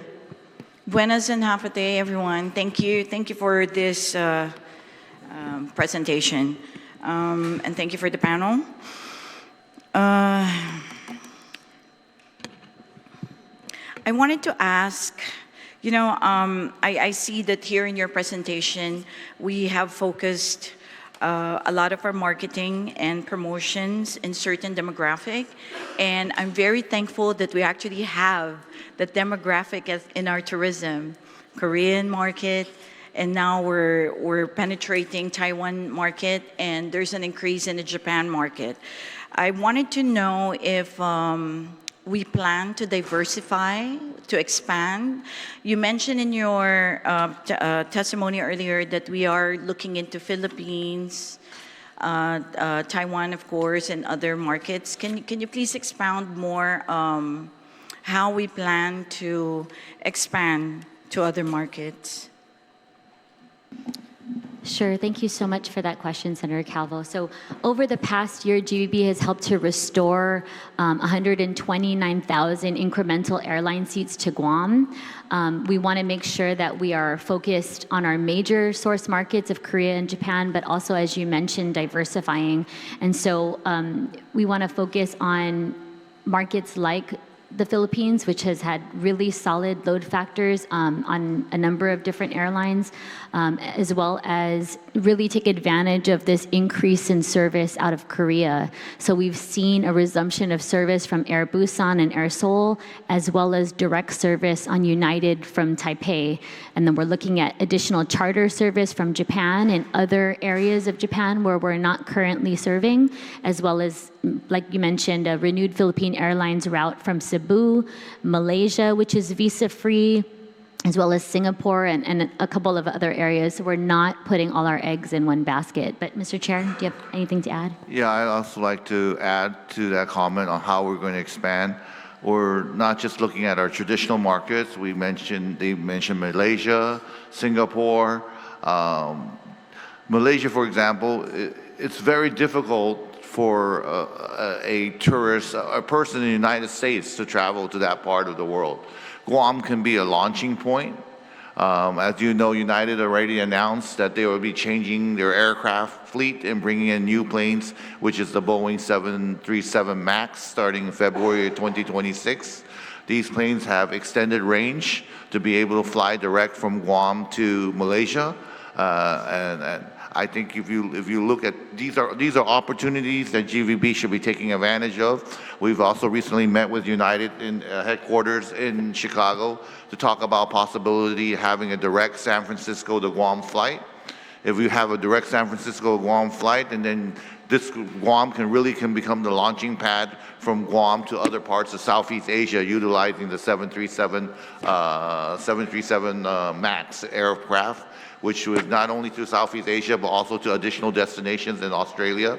It's just so hard to get to Australia right now, but if you can have one, you can have a launching. Guam can become a hub again from which it was in the past. And once you become a hub, you'll have additional flights coming in, and additional flights means additional tourists. So these are not something that's going to happen overnight, but these are things that are in discussion already. And I think there's a real, true possibility, because you see it happening in Narita right now. You see United flying Narita Cebu, Narita Kaohsiung, Narita Mongolia. We want them to become Guam, Malaysia, Guam, Brisbane, Guam, Sydney. If we can have the Guam, go get those kind of flights back again with the planes that have the range to be able to fly it, and then it's a narrow body plane, so you don't have to really, it fits in our market. You don't have to have that many passengers to fill up the plane, but it all starts with having a direct San Francisco to Guam flight that we're talking to them about. Whether that's going to happen or not, that still remains to be seen. But that's something I think that we should focus on. And we know that the San Francisco to Manila flight is doing so well that they've added another flight. There's two direct daily flights from San Francisco to Manila already, and yet we're still having our Guam to Manila flight on a daily basis. So I think that there's an opportunity for us to look at new markets in that area, definitely using Guam as a hub and a launching point. Thank you. Thank you. I'm glad that you offered that because last month, I was a keynote speaker for a huge travel expo in the Philippines. So one of the key points that I offered is for us, Guam, to be the gateway. And it's exactly what you're saying. We are a hub, we are a gateway, and we go from this point and other places. So on that note, since you guys mentioned about Philippines and we're opening up the route, Cebu, Guam, is that still on target? Yes, we're on given target. the recent tragedy that Yes. we're No, still absolutely, right on target. we are still on target, and actually tickets are being sold now, so they can go on Philippine Air to purchase their tickets. That service launches December 16th, so in just a few short weeks. Thank you, appreciate that. What do you think are other key factors influencing current tourism trends on Guam? There are a number of different factors, Senator, that we're wrangling with. A number of them are outside of our control. As I mentioned, challenges with foreign exchange have continued to be a problem and kind of made Guam seem like a much more expensive destination. And so that's why we really need to work together with our partners to demonstrate the value of our destination, but keeping it clean and safe. And we always hear back from so many of the different visitors in our markets that they're looking for something outside of their everyday lives. And so when we're able to provide that with our beautiful, very clean air and clean water, not that much traffic when you're comparing it to hubs like Tokyo or Manila. It really is an escape, and it gives them an opportunity to relax, recharge, refresh. So all of those things are definitely working in our favor, but we really need to continue to come together and work together as partners, not try to pull each other down, support each other. It was mentioned, I think, by the chairman or the vice chairman about, so many of these comments on social media. I just feel like maybe we don't live in the same island. The island that I see is strong, it's beautiful, has incredible culture, a 4,000-year-old culture that we need to celebrate. So these are the things, and it also is an opportunity to lift up every single person on our island through job opportunities and opportunities to travel, like the chairman mentioned. All of these things would not be possible if Guam was not a hub. We would not be able to have the kind of connectivity, whether it's for educational purposes or health purposes, if we weren't a tourism hub.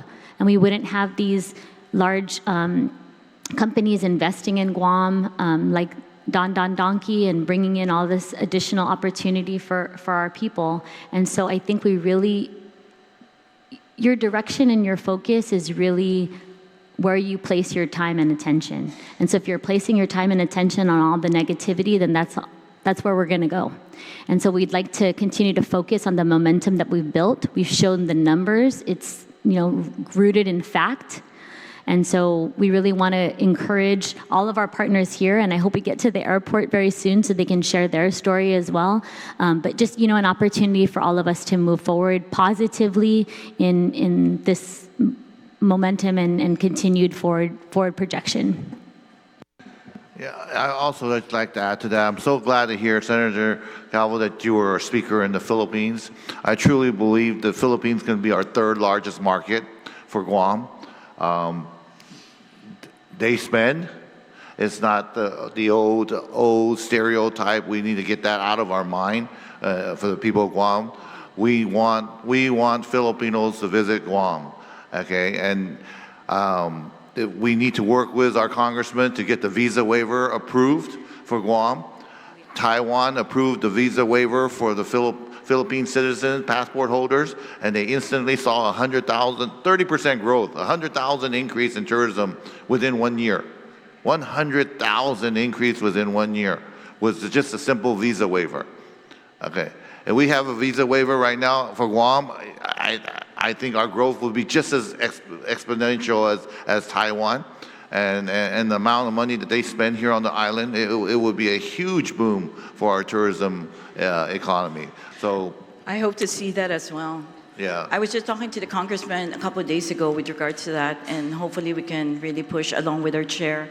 And actually, the ambassador also, U.S. ambassador to the Philippines, to U.S., Ambassador Babes Romualdez, is Yes. also working on this alongside our congressman. And I want to thank our director, Mayor Robert Hoffman, and Director Nadine Leon-Guerrero from GVB. We met with the ambassador, and we had a really great conversation. He has, roots in Guam and family in Guam, so we want to continue that conversation. And yeah, like the chair mentioned, it would be a huge opportunity for us, especially with the launch of the Cebu route. I think we were both at the same time in Washington that time, and we were both knocking at his door. Yeah. So on another note, Chairman, you mentioned earlier about the Malaysian market, which is good because they already had visa to come here. But how do you foresee us competing with their price structure in terms of travel?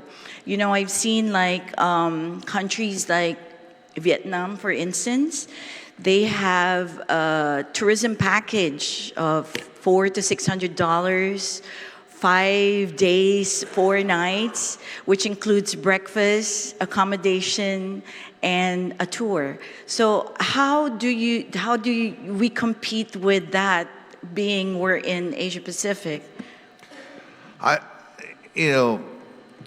That's a very good point.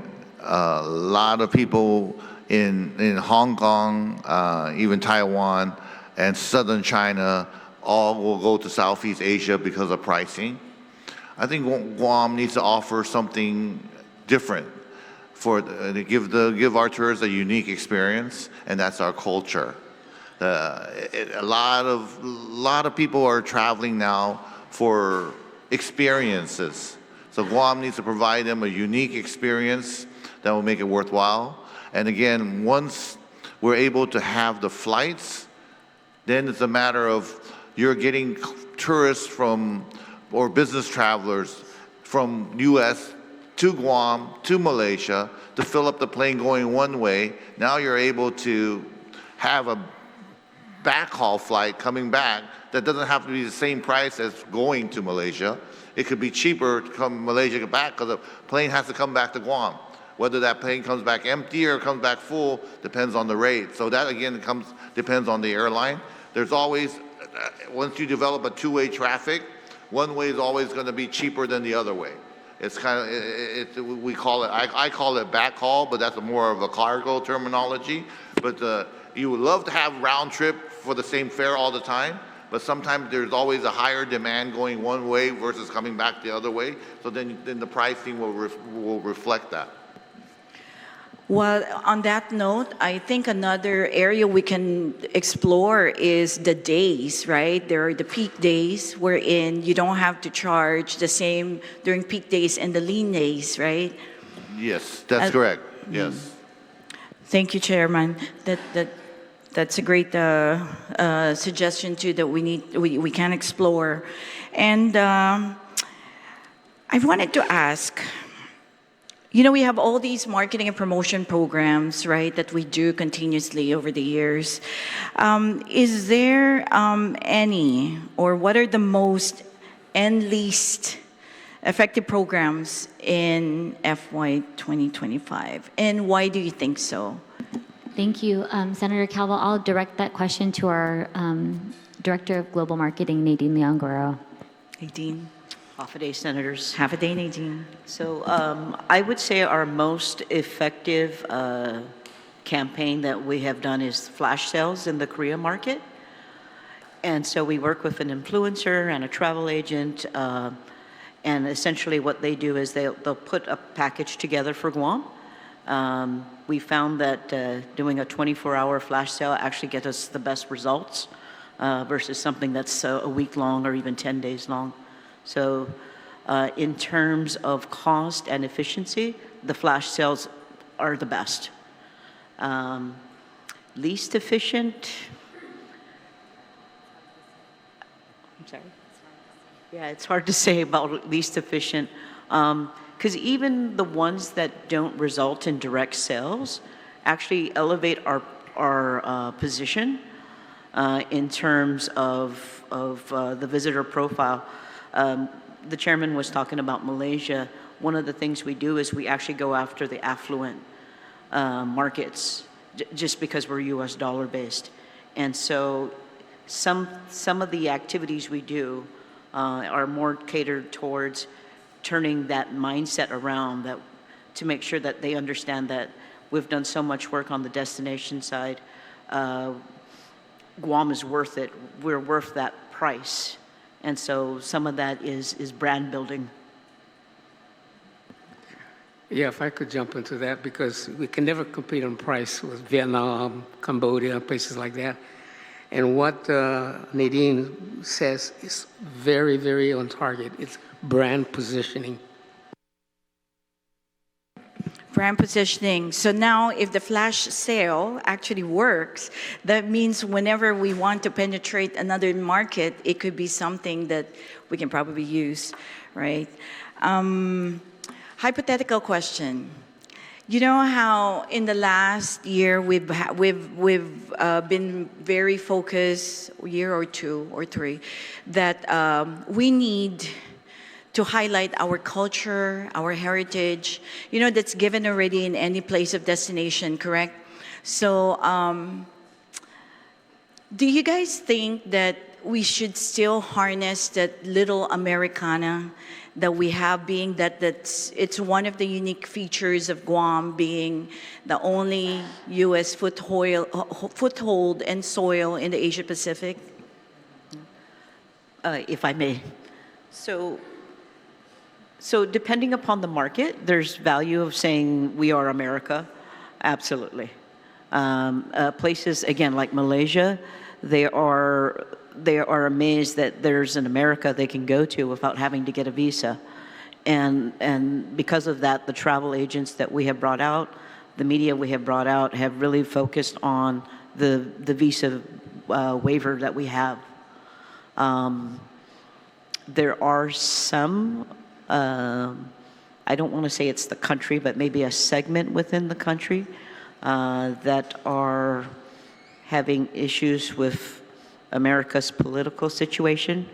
You know, we've had how many Koreans deported from America that actually had proper visas, working in a factory, and we're trying to build our image up from that.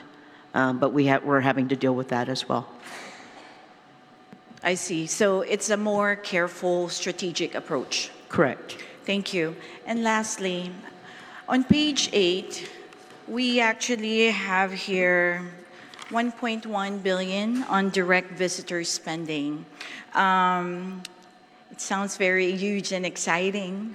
And I just wanted to know if you guys can expound on how exactly you track the spending. Yes, thank you, Senator. I'd like to direct that question to our Director of Research, Christian Valencia. He can go through the economic impact and the Guam Tourism Satellite Account. Yes, thank you, Senator Calvo, for that question. We actually have a specific company take all of our local data, our economic data, and they produce a report for us at the end of each calendar year. So for 2024, the $1.1 billion was in direct visitor spending. So that's all the total 739,000 visitors that came to Guam in 2024, and that's how much they spent in total in the economy in Guam. And the visitor spending, we have a breakdown. You can also see how much they spent in lodging, retail, food and beverage, and all the other the other industries. And that $1.1 billion is only the direct visitor spending. That in turn multiplies into the economy, because when they spend that money in our different businesses, the businesses then use that money to pay their supply chain as well. And that also turns into household income for the people here in Guam. Yeah. Thank you for that answer. This includes airfare? Yes. Airfare, what if the airfare was bought in another country? It's not equated here? No. No. I can look into that for you, but right now, is according to the report, it's local spending in Guam. Yes. And sorry, Thank Senator, just even if the ticket was purchased in another country, there are a number of The airlines airline, they all do business here. They have offices here. They have staff here. United has a huge employee base here. They have training, flight attendants, as do a number of the other airlines, and so they are rooted locally, and we feel that circulating throughout our economy. Thank you. I have no further questions, and if anything else, I can just call you guys, shoot you guys an email for other matters. Anyways, thank you so much. I truly appreciate you guys answering my questions, and Mr. Chair, I truly appreciate the opportunity to speak. Thank you. Thank you. Thank you, Vice. Likewise, a bit of good news to pass on. Looks like there are enough votes in the Senate to reopen the federal government. It's looking like it. So anyway, Senator Vince. Thank you, Mr. Chair. Thank you, GVB and the board and the leadership team and the airport and everybody coming down here today. I'll keep this very short. I know because I'm getting hungry, and I'm sure some of you guys are hungry too. But I think a lot of my comments are going to be centered around.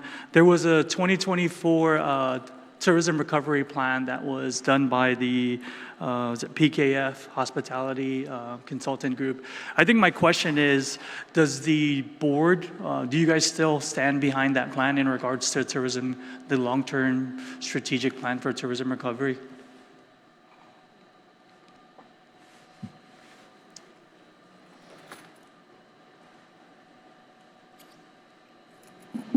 Sorry, Senator, just to be clear. So prior to my taking the helm of GVB, I actually worked with PKF on this report. So I'm intimately familiar with a lot of the information, the data that was gathered. And then there was also simultaneously a report that was put out by the Tourism Recovery Committee out of GVB. And so what the board and management has done is really try to meld those and move forward with a number of the recommendations outlined in both the tourism repositioning strategy by PKF as well as the recovery plan. There were a number of things that were highlighted in both those reports that were complementary, so we're moving forward with a number of those. Yeah, I guess the reason I asked that is because based on your presentation today, we obviously heard a lot of updates on arrivals, airline incentives, marketing campaigns, and of course beautification efforts, which are all important. But I guess my question is, because in the report, right, it focused on the five key pillars for recovery, which was air service, restoration, and diversification, which you spent a lot of time on, destination readiness and infrastructure improvement, cultural identity and brand repositioning, public-private coordination and governance reform, sustainability, and long-term competitiveness. And I know a lot of the things that you highlighted today are some of the short-term stuff. I guess what I'm really interested is in the long-term strategic plan, or a strategic plan to bring tourism back. Yeah, you're absolutely right, Senator. A portion of our budget is dedicated to destination management and making sure that our product really shines, as I mentioned. But you are correct. Tourism really does need a long-term capital investment. And so that's why we've asked stakeholders to begin thinking about a potential hotel occupancy tax bond 2.0. There are a number of our agency partners and stakeholders that we still need to get on board with this, and that really hinges upon improved tourism arrivals in order to be able to float that. But we also want to really thank the mayor on our board. He's part of our board of directors, Mayor Robert Hoffman, who works with the Mayor's Council to really try to ensure that some of these resources, many of these resources are shared throughout the villages. We have heard time and time again from many of our visitors that safety is top of mind for them and also for us as local residents. So we've directed over $800,000 in funding to destination management and a 40% increase in programs that really focus on visitor safety, visitor satisfaction. And so that continues to be our North Star in guiding us. Mr. Chair, do you have anything to add? Yeah, one of the other areas we talk about, and destination management is also strategic in terms of beautifying Tumon. We need the legislature's help in getting rid of some of the eyesores that are obviously there, and GVB alone can't do it alone. There has to be some rules and regulations and laws passed regarding abandoned buildings, what should be done to them, and there might need to have some zoning requirements in Tumon regarding what type of businesses can be established that are tourism friendly. If you drive down Tumon and you count the number of certain type of businesses that shouldn't be in the tourism district, you'll be shocked at how many of them are there. So these are the long-term strategic area that we will need the legislature help on getting rid of the eyesore, proper zoning of the right type of businesses that we want in our key tourism district. So this is where GVB can't do it alone, and we'll be reaching out to the legislature and to ask for your help. Thank you. Yeah, as a follow-up to the chairman's comments, remember we had a hearing here just on the building code issue, and I think in the short term, we can address these issues with that.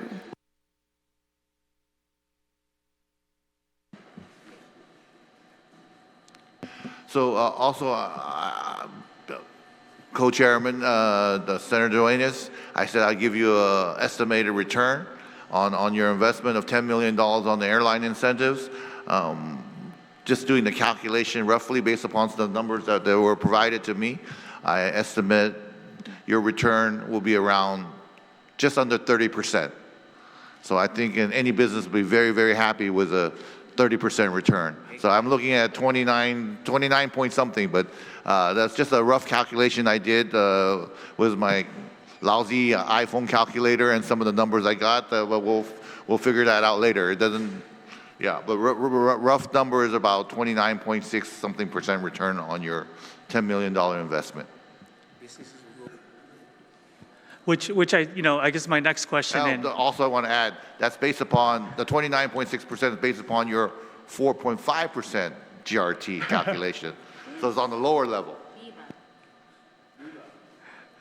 So then, I guess after that comment, my next question was around a clawback plan. I'm hopeful that we meet our targets and our goals in regards to this investment. But do you guys have a clawback plan just in case we don't reach some of our measurables in regards to return on investment? Unless you sound very confident that, but is there a plan in place? Should we have to redirect funds or investment in regards to the investment that the legislature put into this? So in terms of plan? arrivals, we look at our load factors from the previous week. So we're meeting with our partners at the airport week over week, and then we look at our numbers over the month, and then we also are adjusting our forecasts every quarter. So we take a look at these things every single day, and yeah, we'll definitely sound the alarm if we get to even kind of the yellow alert stage, much far before we were in red alert status. And I guess just to circle back again to that report, because of course, leading up to this oversight, I just looked at the report, obviously compared it to some of the stuff on your slides. Is there any thought? Because that was funded by was it Department of Interior, I think? No, it was EDA. Okay. Yes. But it was a and grant that Department was of funded to Commerce. obviously focus on tourism recovery. I guess my question is, what is going to be our base? What is our baseline? And I know you said you guys consolidated the findings in that report to another report.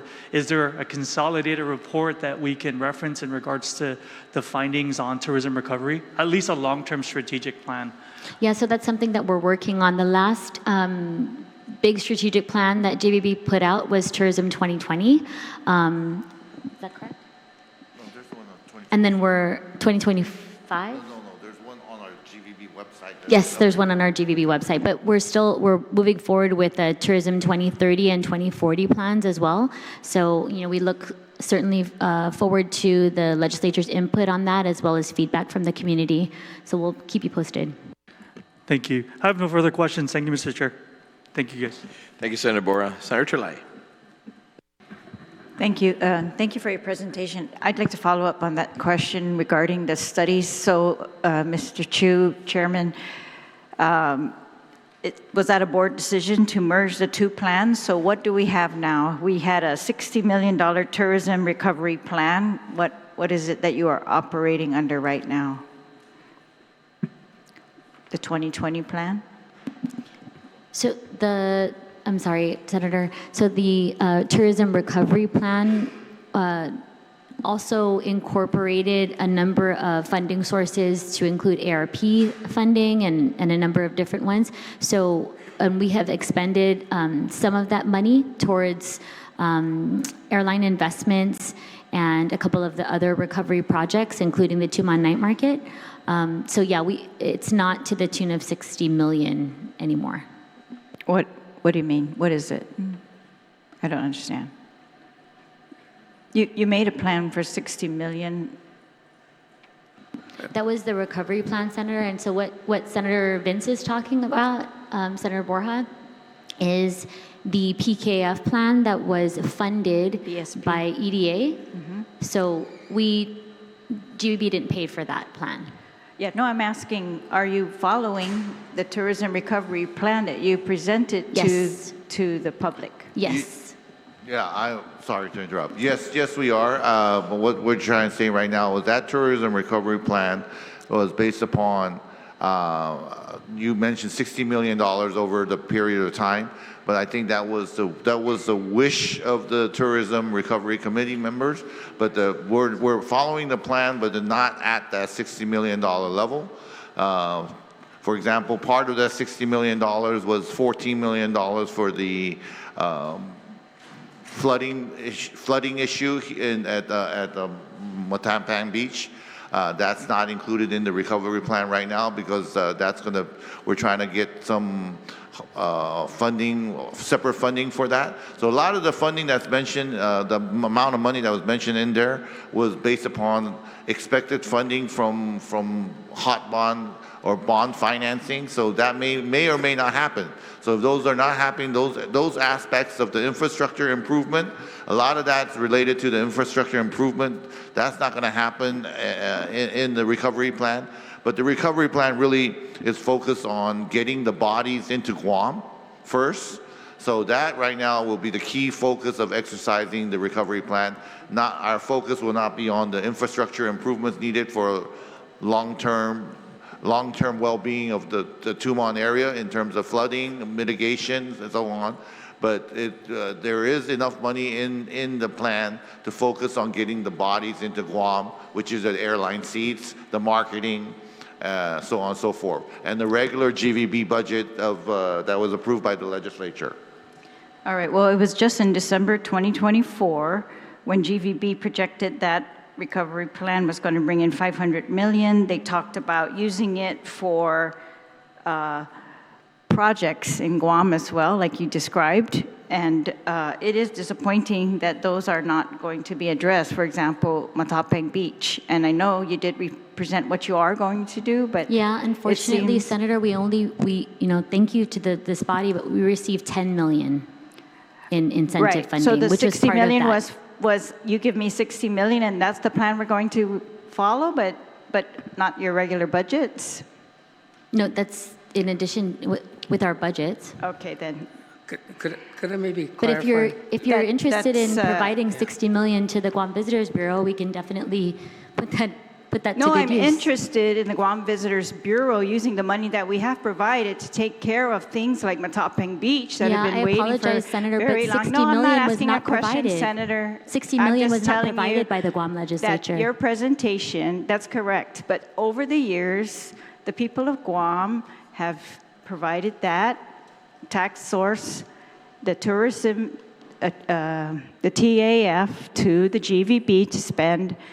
And it was just in 2024 when they told us what they were going to spend it on, and it doesn't match with the presentation today. So it's very clear the priorities have changed. And you did explain this, I know. You changed it now to airline seats and these other incentives. So the 10 million you haven't received yet, Mr. Chu, how is that going to be spent? Is that going to be a board decision? The plan will be designed by the management and staff of GVB and then brought to the board for final approval. All right, and you said that the board only approves spending over 25,000, but doesn't the board approve a budget that is presented to it every fiscal year?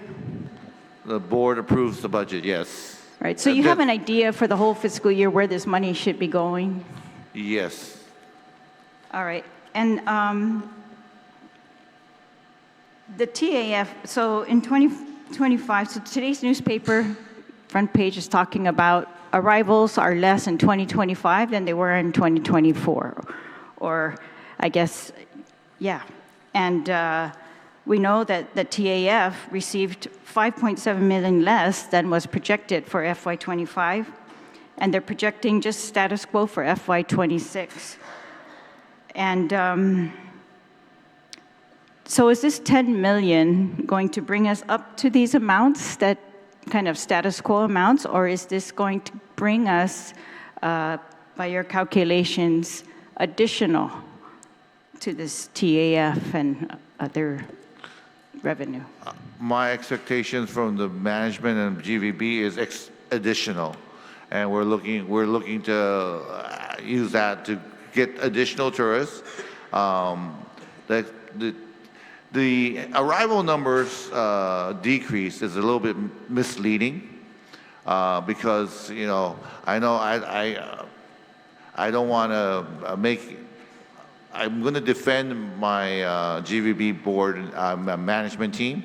There are certain, people say, oh, you got to stop making excuses, but there was a merger between Asiana Airlines and Korean Airlines that took, if you look at the decrease number, it's like 750,000 down to 721,000 between the two fiscal years. So the difference is like 30,000 people. We lost 30,000 seats for like 6 months.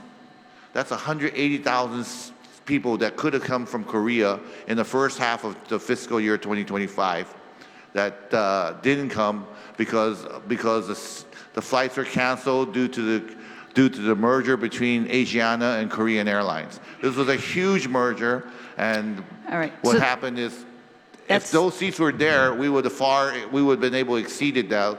So those seats are going to be made up by the Korean Airline and Asiana merger, unfortunately, in the last quarter of this calendar year. So it's going to be in fiscal year 2026 instead of fiscal year 2025.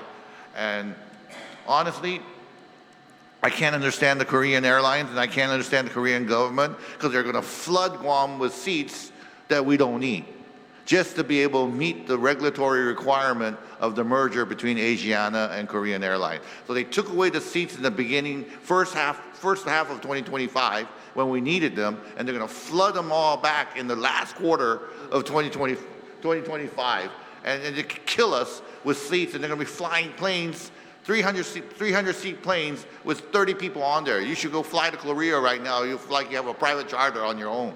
You have the entire plane to yourself because they're trying to meet the government regulation of so many guaranteed seats in 1 year. and they didn't do it in the beginning of the year, so they're backloading everything at the end of the year, and unfortunately Guam is suffering the negative consequences of that backloading.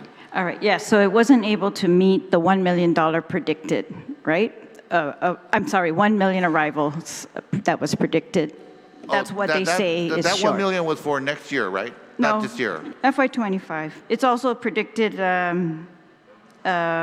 for this upcoming year. So you're saying the 10 million is going to bring us, in addition, 328,000.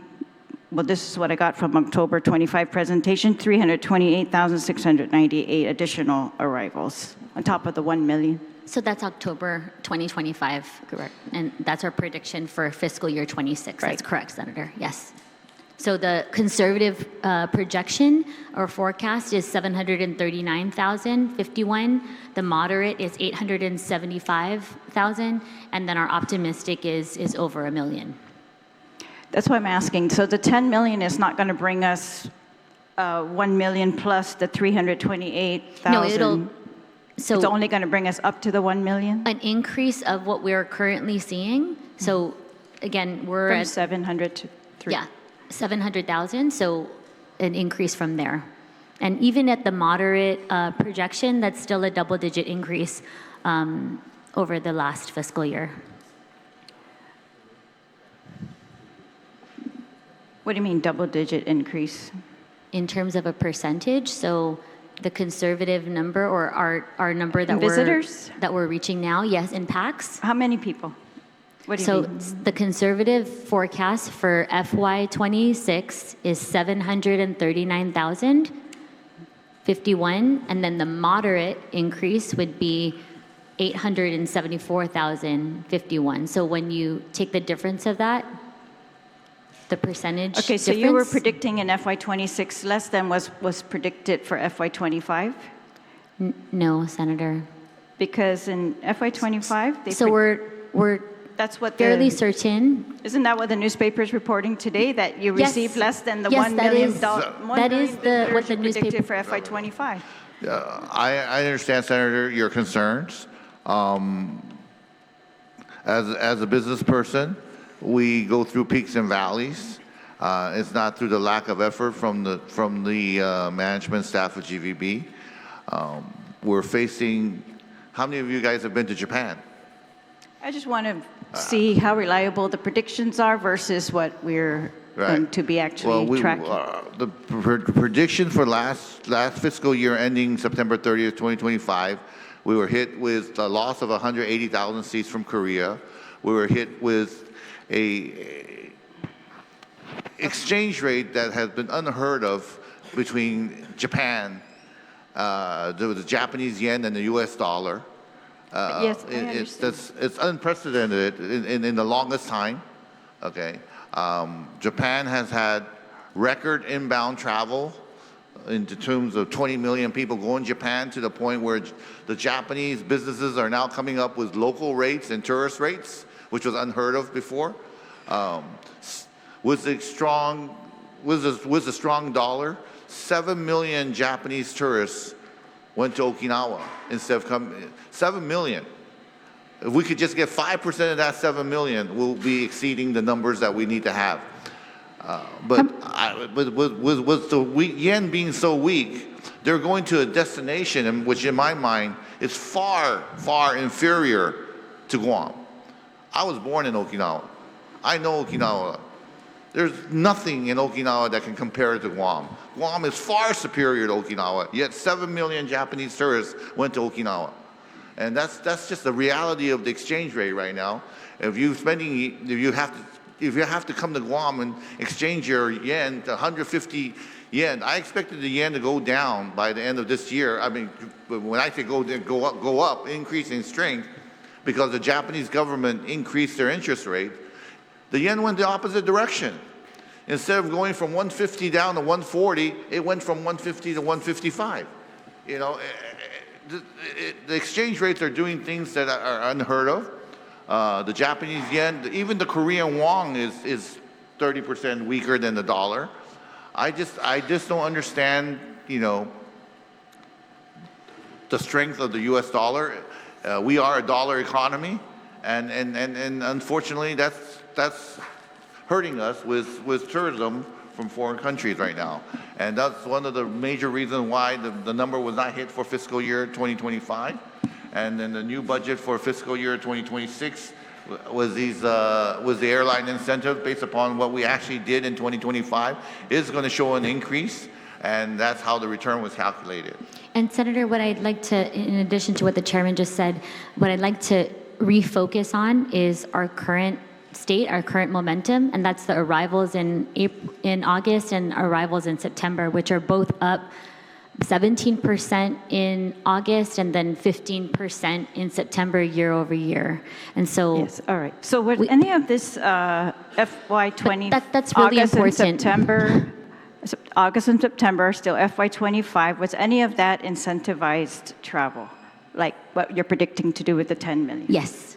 How much of it? How many visitors were incentivized? So if we can go back to the slide, in terms of Korea, we, Page 20, you said that was Yeah. 3.5 million. Is that incentivized or just regular travel? incentivized. So these are incentivized from FY 2025. This does not include the 10 million of Right. incentives so for this would 26. be in addition to regular Korea travel, or you're saying So all this is of that travel? incremental visitor arrivals were increased by 93,836 pax. Increased by, Incremental visitor arrivals. yeah. What does that mean? It was, the regular arrivals were increased by 93,000, or this is all Korea travelers? So what it means is because of the incentive programs that we have in place with the airlines and the agents, the numbers increased by, the Korea total number increased by 93,000. Okay, great. That's what I wanted to follow up on, because one of my colleagues said we have proof that these incentives work, and I Yes. wanted to tie that to these And numbers. Senator, we've also detailed them by quarter Yes, I spend. saw that. Okay, so So then finally, just want to check. So we have, we had all heard the news before that the research department was canceled, but now I heard Mr. Christian Valencia's here as a research, sorry, I forgot the full position, but that's good that we have research. I just wanted to ask about on the expenditure list, it's increasing by 350,000. What does that change after all that research was done by the two studies, I guess?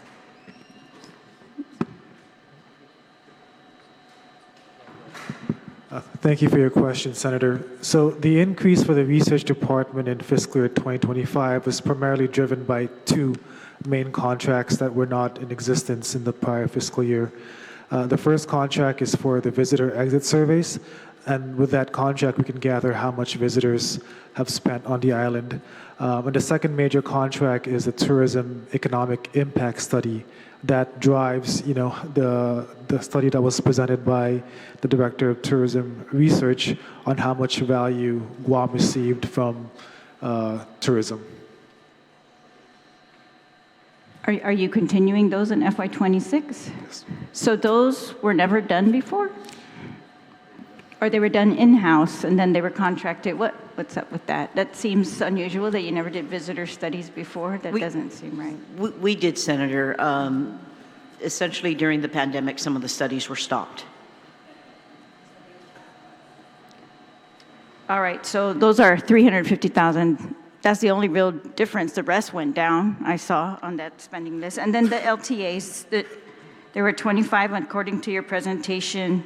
It looks like over a period of years, mostly in 2024, there were 13. It looks like 4 of these at least have been moved to classified positions now. But this is, I'm looking at the list of the types of employees that are LTAs and the criteria that you also presented: critical need, no eligible candidates, insufficient number of candidates.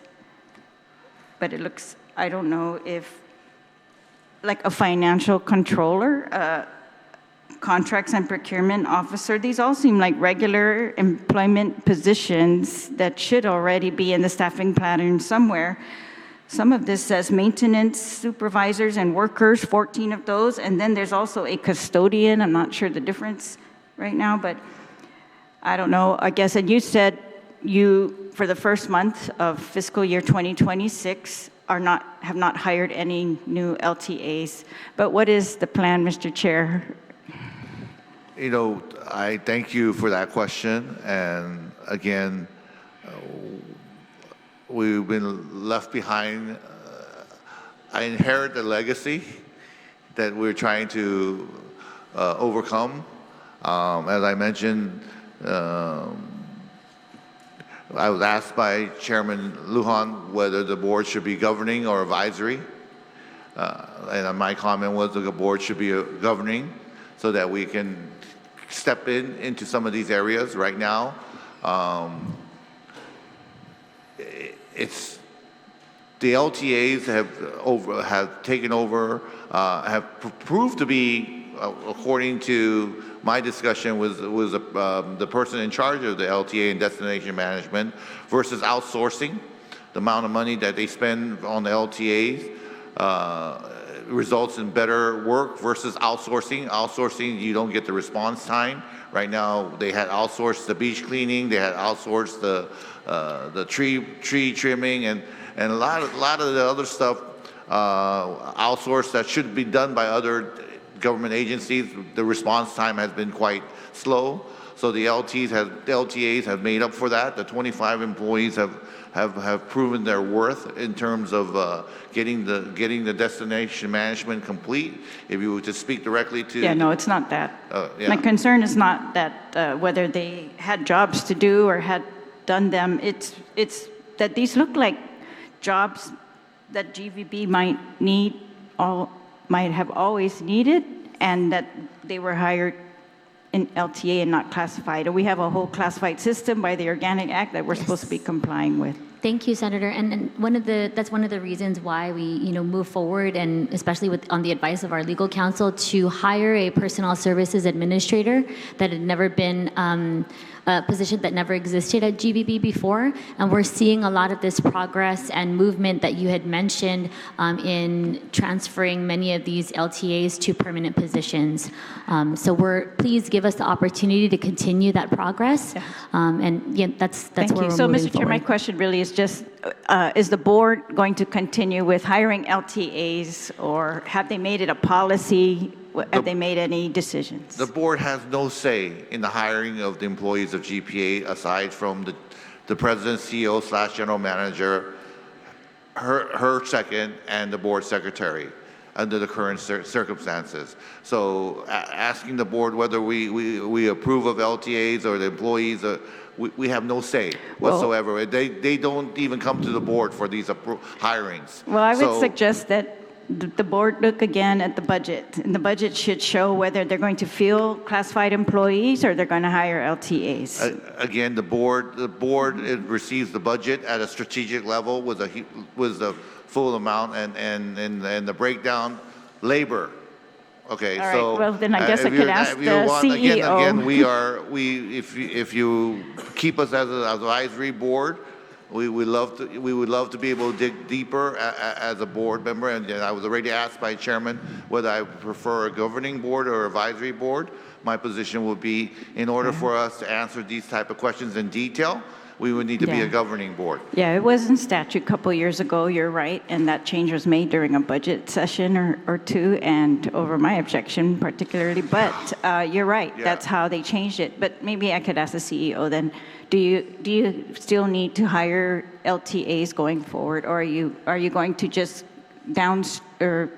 streamline which employees are absolutely necessary and hire those classified?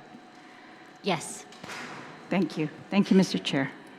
Thank you, Senator Charlai. Also, I'd like to, sorry I didn't recognize Senator Mina Perez. Thank you for joining us. I know I said Senator Gamatauta, but I know that the Vice Speaker was here early in the morning. So, Vice, you want to go ahead? Yeah. I'll go ahead and yield to. Oh, you? Okay.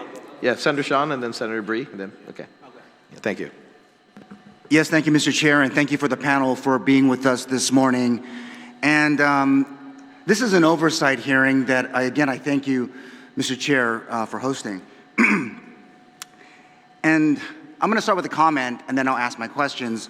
But let me start. Probably the biggest news out of this oversight hearing today was to find out that the commitment that we made to you and to the Guam International Airport Authority of $10 million is not anywhere close to being in your hands. And I'll just say that I appreciated your exercise, Mr. Chair, and doing the math on your iPhone. But when you do the math of a 30% return on zero, it's November 10th. I am absolutely frustrated with this administration. I'm hoping that the cabinet members that are here on both agencies, the board members from both agencies, get on your phones right now to the office of the governor of Guam and say, hey, this whole oversight hearing started with this whole thing is on life support or ICU. How about we get past this impasse and let's make it work. This is the lifeblood to our economy, and I'm hoping you guys get on your phones. Call them right now or text them or WhatsApp them. Signal. I don't care what social media you want. I mean, it's November 10th. To come in here and we find out zero has been spent on an incentive. The chairman was in the Philippines with you all. And what? Zero. No one's upset on this panel. No one's upset in the visitor industry. I'm sure they are. And I'm just absolutely frustrated this morning to hear zero of $10 million is not even close to getting into your guys' hands. Let me just start with my questions, Mr. Chair. Recognizing that the Tourist Attraction Fund collected $30.2 million as of September 30, 2025, or $5.7 million less than the adopted level of $35.9 million. This is according to the latest special funds report. What information is available summarizing GVB's corresponding budget adjustments during FY 2025, and what proactive steps is the entity, being GVB, taking in the event that the TAF collections continue to decline during the new fiscal year? Thank you very much, Senator Gumatata, and I'll have our CFO, Red Goodmalin, answer those questions. Yes, thank you so much. Good morning, Senator. You're correct. GVB's impact to the TAF deficit was exactly $5.7 million. In terms of handling that deficit, as a management team, we had to revisit what our priority plans are. And we identified the priority plans to be the four core source markets for Korea, Japan, Taiwan, and Philippines, and to continue funding for those key initiatives. Then the next priority was continuing our visitor safety initiatives, which we did. We hope that the TAF performs in fiscal year 2026. If it doesn't, we would have to re-examine and make hard decisions again on what to prioritize. Thank you for that. And for the record, with respect to the $522,000 increase in sponsorship across 116 organizations during FY 2024 for the purpose of increasing Guam's exposure to other markets and supporting local events with an average award of $13,500 per organization, what data is available regarding the impact these resources have had on building familiarity and hopefully interest by potential visitors from the affected visitor markets?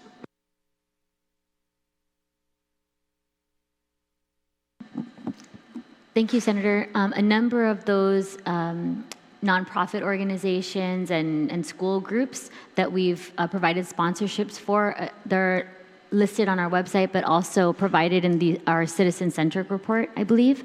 But we'd be happy to provide a list of those for you, the amounts that they were given, and the different places, either events that they've had locally that have been impactful to our visitors, or they're traveling off island representing Guam. Oh no, my question was, how did that impact bringing people back?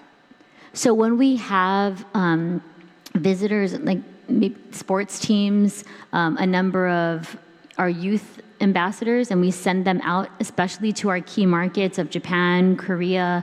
There are a number of different sporting events that's the lion's share of our sponsorships. And so we have a application that's available on our website. Our destination management team vets those applications, and we make sure there's a number of different things that are outlined in the checklist to ensure that there's a return on our investment and to make sure that we are representing Guam in the best possible way. They are some of our best advocates. When they go off island, a number of times we bring back medals, and we have a lot of really great representation. And so that's one of the ways that we also give back to the community and provide resources for our younger community members. I think that's where I was going with it, is if you give that kind of money, are we going to get like 5,000 more tourists? Are we going to get 10,000 more tourists? Are we going to get 1 million? I guess what I'm saying is when you're putting money into this, all I'm asking is, you guys spent $500,000 in 24. I just got here. You've been in 7 months. I've been in not too long too. I'm just wondering, is this worth it still? Every dollar that we are able to invest in our future, whether it's some kid on a baseball team or it's a civic investment as well. Regine, what I'm asking is, when we give this kind of money, how many people are coming back? How many are going to visit? Is it equaling what you guys thought would happen? Senator, I think, if I may interrupt here. Yes, please. Some expenditures are not always measured in terms of number of tourism that are going to come back to Guam. There's intangible. We've always preached at GVB that tourism benefits the community, and we feel that this is one example of where tourism benefits the community, where we allocate this to the jiu-jitsu community of Guam. And many of my employees have children that participate in jiu-jitsu, and they see the benefit. They travel. Mr. Chairman, let me just interrupt you. What I'm trying to get at is very simply this. Yes. Is that we're here on an oversight hearing to try to understand what's happening in the Bureau. All of this money is being spent. We're hoping that, as you mentioned, we can get closer to that 30% return on investment. Is this going to be 1.2%? Is this 0.005%? What you're saying is, I get it. It's not lost on me. But I'm saying that we're here trying to increase visitor arrivals. And my question was very simple. Do these ambassadors bring back that kind of investment? Absolutely, Senator. And there are a number of different events. What's the number, though? We can provide that information for you. I just wasn't prepared to answer that specific question today. So if you'd like for me to, any fiscal year, we can take a look at exactly where the travel happened, and if there was an event here, how many visitors participated in it, especially for our signature events. Yes. There are a number of, thousands of people come visit for Coco Road Race, for, hopefully for the International Dance Festival that we're hosting, for Guam Micronesia Island Festival, for, Marianas Open, as was mentioned by the chairman. Yeah, so a number of those things, when you take that all into consideration, $500,000 is really pales in comparison to the amount of people who visit and the amount of money that they spend in our economy. And what I'm saying is that I'm just trying to find, if we're going to spend money, I'm hoping that we're going to get back something in return. And what I mean by that is, what the airport is here for is to put people in a seat to come here on a plane.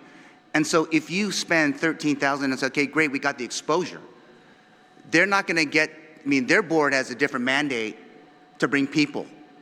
They're trying to offset different things. I'm just trying to help them too. This is an oversight hearing to get to the bottom of this. And Mr. Chair, I'm just going to add this because I can go on all day, but I got to just be very frank, is that I've heard again through your 54-page effort, no offense to you, Jerry, because I know you've been around this a long time, but I was commenting to one of my colleagues about the fact that every year we're going to come back here and there's going to be, okay, here's where we're at, and then we're short.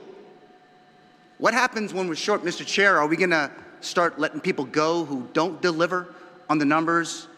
I'm a compassionate person like anybody, but we need to, you guys are spending more money, getting less people, and I get the pandemic part, but when we spent less money, we had 1.8 million, 1.6, 1.4 million tourists. So I'm just saying, when is this going to end? if you come again and say, okay, we came up short, what happens when you come up short? That was my question. What happens when we don't make the number? Who gets laid off? Who quits first? Which part of the Bureau gets cut first? That's a very good question. If we were a governing board, I could answer that. Okay, okay, then that's where the line of questioning was. I'm with you now. And usually, you know, unfortunately, you know, stuff rolls downhill. So who gets cut first? That would be me, Senator.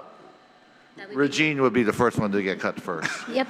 Sorry. Okay, If you we're on want, the record. that's the honest answer. If this was a private business, Correct. the first person to get cut would be her. The second person to cut would probably be me. I mean, you just got to be tougher on this, but that's what I'm asking. It's a fair comparison to draw, and we're all here to serve. And once you're no longer needed, you're no longer needed. I mean, we have a mandate. Our mandate is clear, and we're doing everything in our power to provide it. And we're just grateful for the opportunity to come here and discuss all of the work that we've been doing. And we've been working extremely hard. We have a very dedicated team who understands exactly what's needed to happen. No, thank you so much for that, Regine. And Yeah, absolutely. And that's where I'm getting at. I'm hoping that there's more of a priority towards, again, the single. I'm focused on that 10 million because I want to help you be successful. But you're gonna come in and say, okay, I got a 54-page document. We got 10 million, and those numbers mean absolutely zilch unless you have it. And I think that the administration, I hope they're listening. Load the money for GVB and the airport, and let's get this party started to get us back where we need to be. Thank you so much, Senator. And yes, I was on the phone with Director Byrne this morning asking that very same question. So thank you. But it's November 10th, and the plan is great, but you We need are the working money. with them. We are working with them. Thank Okay, you. that's fair. Thank you, Mr. Chair. I appreciate it. Thank you, Senator Sean. Senator Bree. Thank you, Mr. Chair, and I certainly feel the frustration of Senator Gumatao, because when it came to the Guam Memorial Hospital and we went into a special session to approve $40 million, when we had an oversight hearing with GMH, they too hadn't received the full $40 million that we thought was going to occur immediately. And so, yeah, I understand your pain.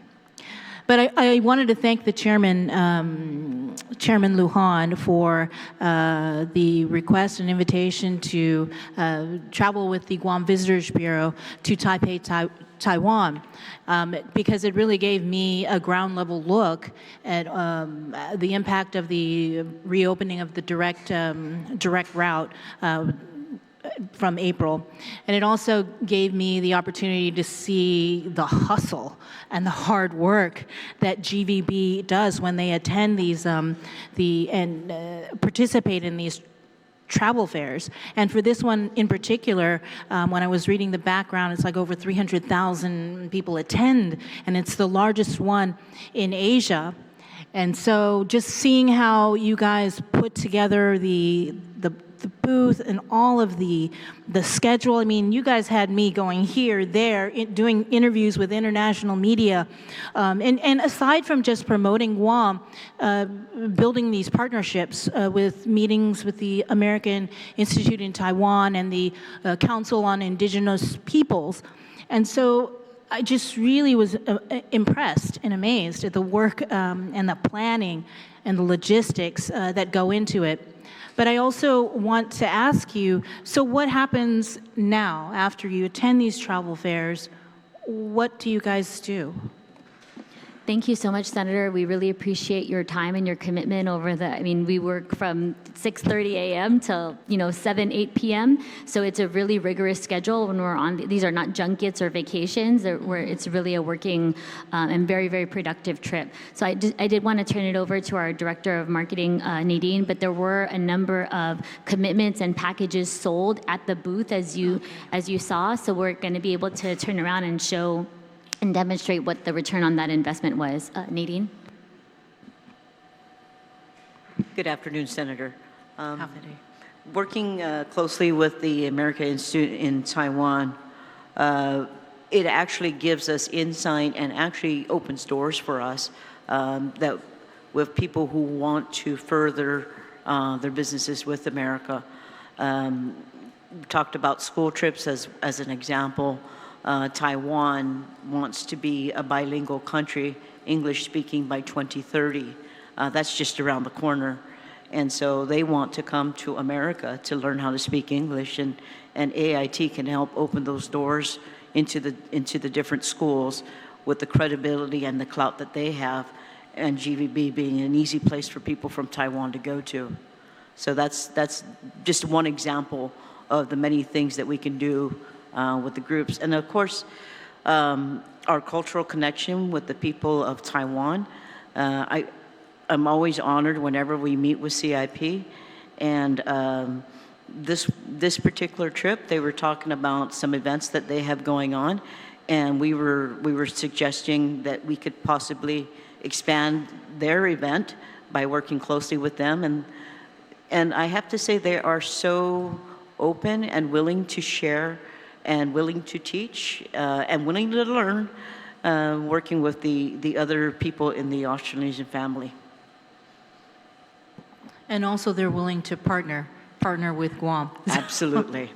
And they understood, and even when we did the interview with the indigenous television station, that it's not just about people coming to Guam to visit, but it's about connecting with our people and connecting with our culture and taking that home with them and encouraging people to come visit Guam. So really, it was eye-opening for me, because I've been on the other end of the microphone when I'm like constantly criticizing, government agencies, to include GVB when I was in the media.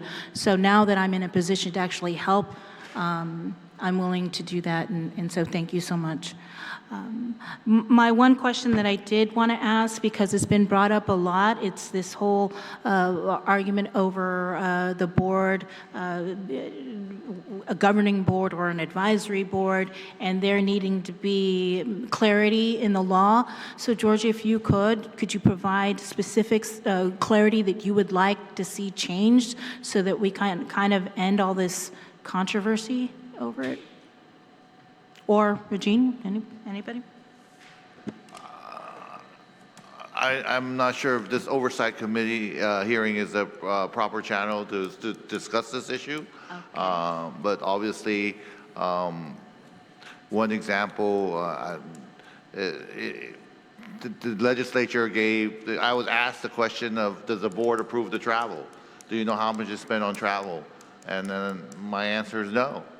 And as a chairman of the board, I think that's kind of a, if I was a chairman of a private company and I didn't know all of these kind of things, I probably wouldn't be chairman for very long. But the legislature has granted authority for all approval of travel to the president and the GM, but also granted approval for board members to travel to the president and GM. I've never been on a board where the president of the agency has authority, is the only one that has authority to approve travel for even the board members. So who works for who is my question to the legislature when you pass that law. That's the only thing I have to say regarding that. I'll stay away from the governing and the advisory issue for now.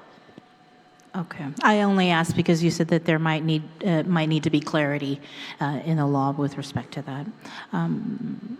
That's all I had. Thank you. Thank you, Senator Bree, and thank you as well for representing the committee in Taiwan, and thanks to GVB as well for the invite from the legislature. And Senator Bree was able, her schedule was allowed her to help travel with you folks to there. Vice Speaker, yes. Thank you, Mr. Chair, and thank you for the panel for being here. A lot of questions have been asked and answered. So perhaps the only couple of questions I might have is first 2 months looking good again. We got the striping of the curbs and everything going on. I noticed a tree trimming going on as well. And I guess we're getting ready for the Christmas holidays coming up, and decorations going up down in Tumon again this year? Yeah? Unfortunately, not to the tune that we had requested for in our budget. Our board had deliberated and decided to decrease that amount from 500,000 to 300,000.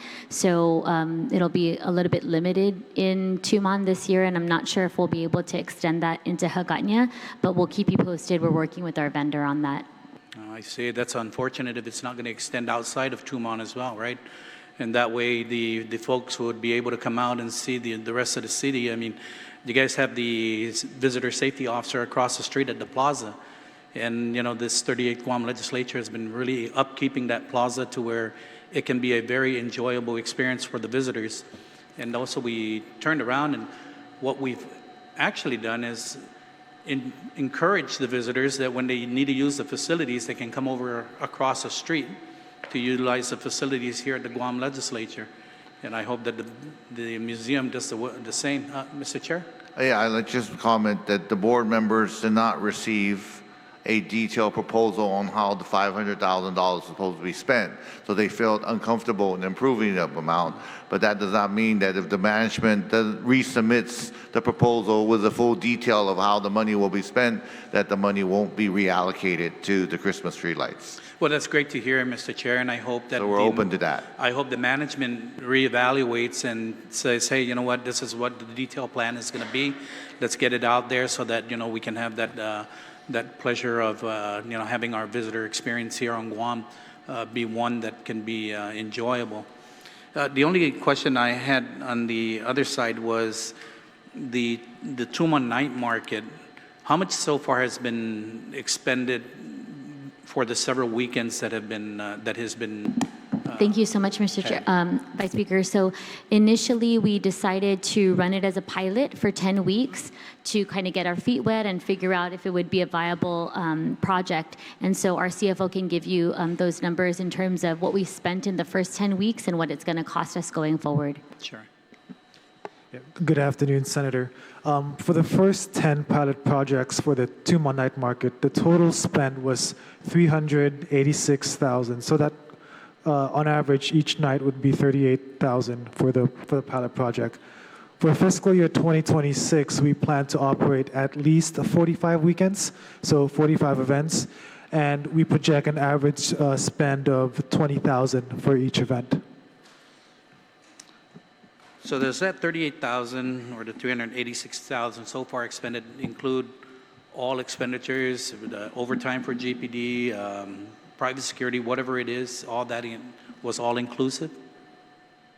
So in the first 10 weeks, we did not include the GPD overtime. Again, we had to kind of initiate the project to identify how much operational expenses they would need to put into it. But it did provide for some capital expenses like the tents going up, our stage, entertainers, cultural performers, you know, just preparing and making sure that the lighting was up. We paid event management fees, porta potties, a number of different things that had to, infrastructure and groundwork that had to be laid in order for this event to be a success. But we are working with both GIAA and GPD to make sure that those expenses are outlined and that we're able to have those covered going forward. Okay, I see, because I noticed a decrease, right? You were saying in 26 it's going to go from 38 down to 20. And if you're going to work in those costs now, isn't it going to go back up, having with GPD overtime included into that cost? We're also reaching out to a number of our private companies to see if they would like to use the Tumon night market as a sponsorship opportunity. Again, there are thousands of people that come down there, visitors as well as a number of local residents. So we want to encourage this participation, local participation in our industry, and it's a really great way for local businesses to participate as well. So as this night market, I know you said it generated income, right? But what was the impact on the brick and mortar restaurants and stores?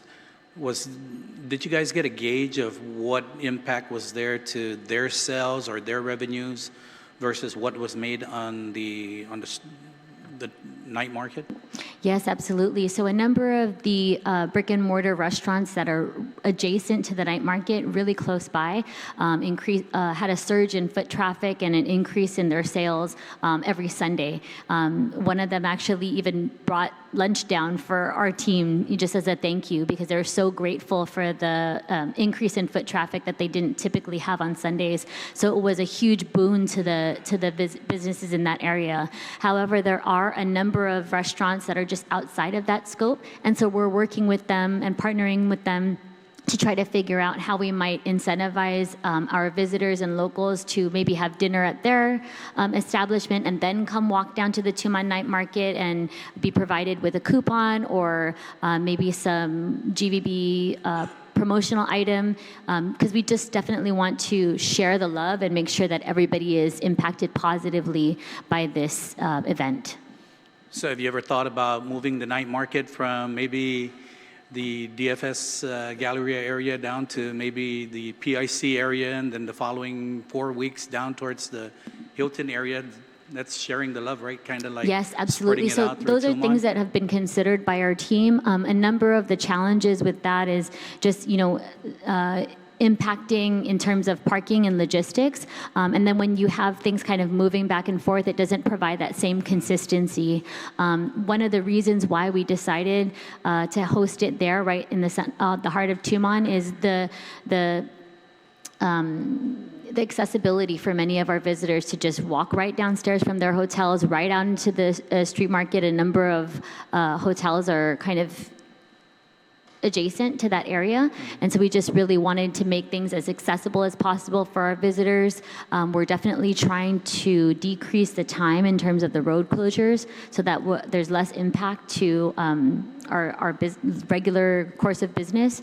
But every single week I feel like we're improving, and we're definitely open to additional feedback from anybody, especially from this committee, on how we can improve. Well, that's great. I just want to make sure that, we have an equal playing field, right, for all vendors down there in Tuman, so that they don't feel that it's always that one section of Tuman, that, perhaps you'll be visiting the other sections as well, and kind of give that equal playing field. They can walk down from PIC and be out there at the night market, or walk out from the Hilton and be out there. So that's great to hear. Okay, Mr. Chair, that's the only questions I had.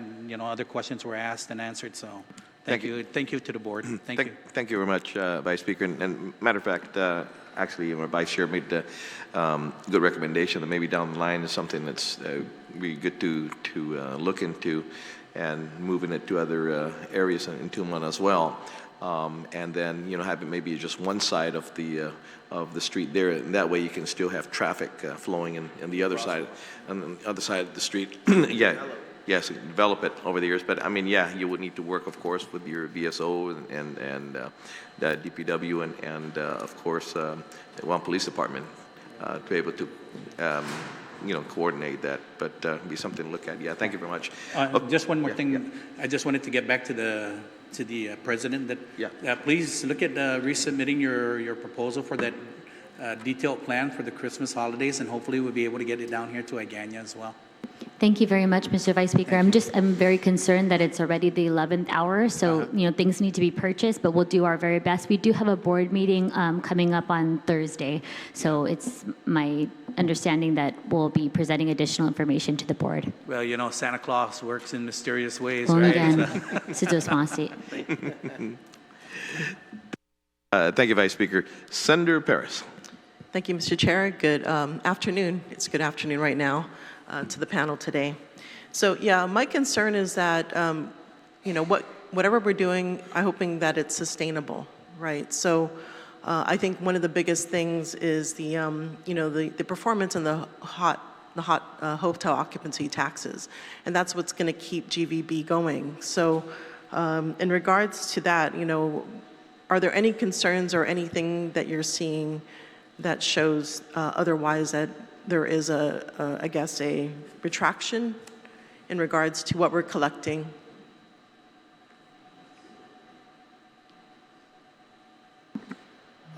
No current concerns, Senator. We'll continue to track its performance and updated forecast, and we will get back to you if there are any. Okay, and I know there was a question that was asked earlier in regards to any loss of funding. I'm looking at the public auditor's, I guess, audit, and you guys got a clean audit first of all in 2024, and there are some liabilities as well as, I guess, professional services costs have increased. So what does that look like today as far as liabilities, and what is your biggest concern in regards to liabilities? So thank you for pointing out the audit. We already have preliminary and audited financials for 2025, and we've actually already submitted that to OPA, and our audit has initiated. Our liabilities have actually increased. I think in fiscal year 2024, it was hovering around $2 million, if I'm not mistaken. Our liabilities have increased to $8 million, primarily due to airline incentives and the payment schedule geared towards that. We hope that those airline incentives bear fruit and generate revenue for the TAF, and yeah.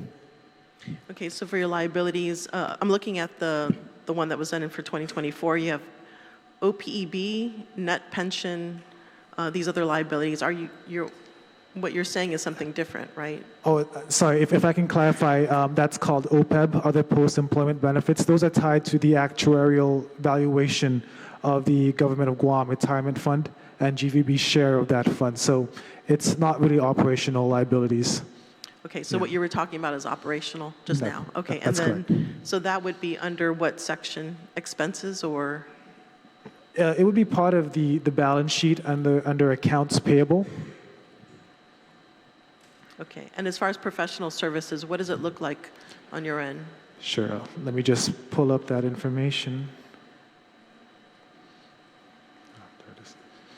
So professional services, the audit kind of combines professional services for marketing, destination development, and administration.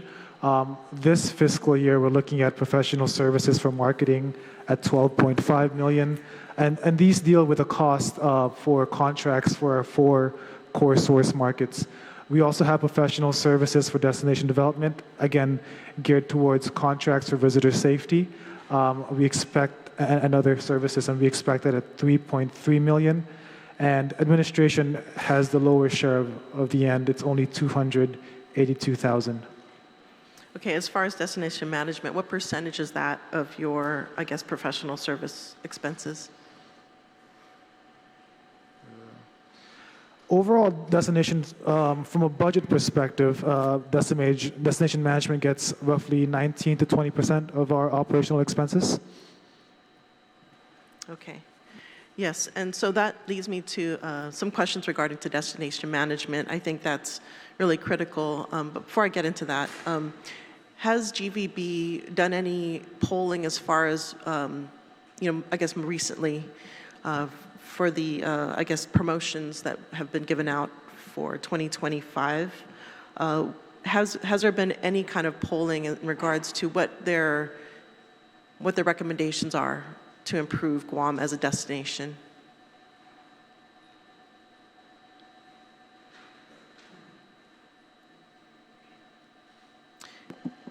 I'm sorry, Senator, could you repeat the question? We just want to make Sure. sure that the correct person responds. Okay, so I know earlier in your presentation you said that there was a lapse in polling, right, in regards to, I guess, perceptions. I think perceptions, you're right? referring to our exit surveys. So those, Yes. those took a pause during COVID because we just didn't have as many visitors as we once had.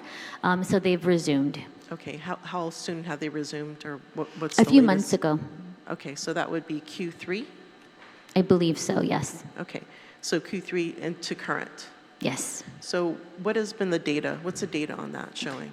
So if we can pull up the slides, it's early in the presentation, slides 6 and 7. So we've been able to identify from a good sample size of visitors who've come in through the Guam airport. This is for the lion's share of 47% of our arrivals that are from South Korea. I'm not sure if you got a chance to take a look at these, Yeah, but this so is the party, are and then they- this is the What my spending. question was, what is their recommendation as far as Guam, improving Guam as a destination? So a number of the things that they highlight that they appreciate are just the safety aspects, and then there are also quite a bit of focus on culture. So we'll continue to do those things, and we'll continue to direct resources in those areas as kind of mandated by our visitors. Does that answer your question? Yes. Okay. So as far as numbers, though, do we have any specific numbers as far as I know you told me qualitative data, but as far as quantitative data? Sure, we can get that to you. And it's also actually available on our website, guamvisitorsbureau.com, under the research tab. So you can dive into all of the reports there as well. Okay, so as some of my colleagues have referenced, there's such things floating around in social media, and one of them is the bathrooms. And so to what extent is GVB, I guess, working with Department of Parks and Rec in ensuring those facilities are proper, as well as, I know in your presentation during the Committee of the Whole, you mentioned that there was a partnership with DPR in regards to trail development in one of the spots down south, the scenic spots down south. And so I really would like you to maybe comment on that, answer that, comment on those ideas and questions. The bathroom situation has been a challenge that has been brought up in both our Korean Marketing Committee meeting as well as a recent presentation that we made with the Guam Chamber. And it's a big challenge, and not one that the Guam Visitors Bureau can handle on its own. We definitely need our sister agencies at Parks and Rec to help us and assist with this. And we're so glad that the Vice Speaker has also provided his commitment to open up restrooms here at the Guam Legislature for any visitors that might be attempting to use a public restroom here in Hagåtña, as well as a commitment from Melvin Wanpat from the Guam Museum and DCA to open up Chamorro Village as well. So it's really going to take a whole of government, a whole of community approach to ensure that these are up to standard and up to par. And so we're just grateful to the legislature for continuing to direct resources, also to our village mayors who provide many restroom facilities in each of their villages. But again, this is not something that GBB can do on its own and that we're solely responsible for. And so we're just grateful to all of our partners who help us in this effort daily. Just arrived at the Guam airport 2 days ago, and the restrooms were pristine. So really grateful to them for trying to do their part as well. But again, it's going to take a whole of government approach, and all it takes is one not so sightly bathroom that's going to, potentially go viral on social media. And so again, it really requires all of us to work together to make sure that we're on top of this. And it seems to be a perennial challenge. And I think that that's something that we can absolutely work together on and make it happen for not just our visitors, but for our residents as well. Yes, understood. Yeah, definitely it's a whole island approach, but I've noted there's nothing in the budget for now from GVB to support that. Oh, absolutely. So our entire destination management portfolio, we have a number of our maintenance teams that go out there and respond. But again, we also want to be very careful and cautious that we don't enter into mission creep and start doing things that are, there was something that Senator Duenas had mentioned, is just reduplicating efforts that are the responsibility of one part of our government or the other, but certainly happy to help and provide additional resources if we're able to and where necessary. Okay, in regards to diversification of, I guess, the branding, what is Guam, when you go out there, how is Guam branded and how do they see Guam? Because I think that is really kind of like the foundation in which tourism is developed. And so we know that tourism is fast changing. Ever since COVID, huge shifts have taken place. Not only did it halt tourism here in Guam, but it totally shifted where the market was going. And so are we seeing such huge shifts, and how are we responding to those shifts? Yeah, absolutely, Senator. Thank you for bringing that up. There has been a huge shift since the pandemic. We're also, instead of seeing this vertically integrated model of tour agents, we're seeing many people take to social media and go online, and they are free and independent travelers, or FITs as we call them. So a number of them are hopping on these online travel sites and booking their hotel and their airfare on their own, and not relying on travel agents as they once did. So we definitely have had to pivot. A number of our resources are now directed to online travel agencies and marketing co-ops with them. But I'll hand it over to Nadine Leon Guerrero to answer some of the questions about branding and about our marketing strategies. Sure. Thank you. Another thing that we've seen shifting is, instead of the traditional come to Guam and shop at the luxury brand stores, we're seeing people more focused on experiences and want to immerse themselves into our culture. So, that's great all around. And so we're trying to develop these programs. Sustainable tourism, obviously, is another trend. Guam has sustainable tours, things that match the UN SDGs. We just don't market it that way, or people don't market their products that way. And so we're actually collecting all of that and putting it together for them so that it makes it easier for our visitors to see. Okay, thank you. And as far as like ecotourism, is that something that visitors want? Yes, from Guam? absolutely. That's part of the SDGs. Okay, and do we have tour companies that are willing to provide hiking services to explore Guam's unique environment? There's a couple out there, yes. Okay, and are they certified? I mean, is there a way to certify them? So GVB, we have a tour guide certification program, and so they should fall into that category as they're taking them around on a tour. Okay. So they should be certified. Okay, wonderful. The other thing I want to throw it out there, but perhaps oftentimes in government we think in silos, right? GVB is all about attracting tourists. But what happens if we combine efforts or missions? Let's say one of the things is, like with Japan, for instance, I have a high regard on their trades and their work ethic and the workforce development. And to what extent can GVB develop that as a means to make Guam a destination and vice versa, this cultural exchange, and not just to Japan, to other areas in the Pacific, where that to me is untapped potential, where our cultures are our wealth, right? It's our foundation, and if we can establish something like that. I know in 2016 we had FestPac, and that was such a beautiful experience. I know it was hard to create. It took a lot, the whole island, to really develop that. So, I think that if we're looking at shifts in tourism, I think we also need to look at how we view tourism and how we approach it in bringing guests to our island and also developing those relationships. Because I think when we talk about sustainability, we talk about developing relationships and not just consumerism where they come and leave and not come back again, right? So, I guess that's some sort of guidance that I'm, We 100% agree with you. As Senator Sabrina Salas-Maltanani mentioned, we had met with CIP in Taiwan, sharing our DNA with each other, showing the respect and the willingness to work together to build that relationship for sustainable tourism.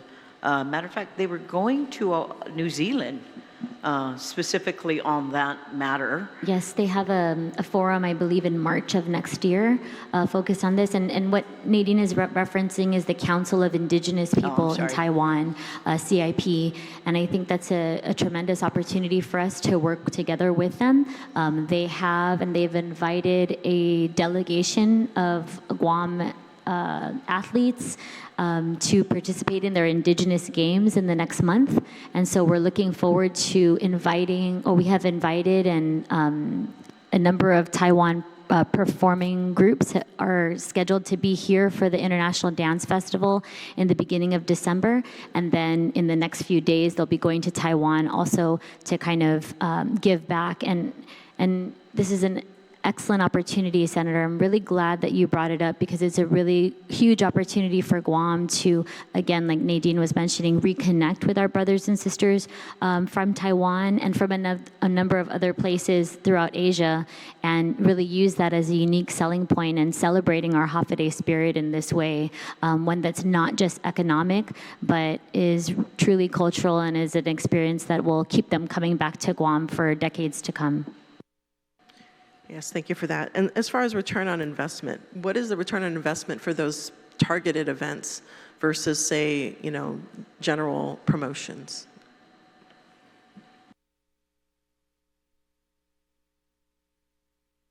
We can certainly share a number of the events that we had in 2025 with you.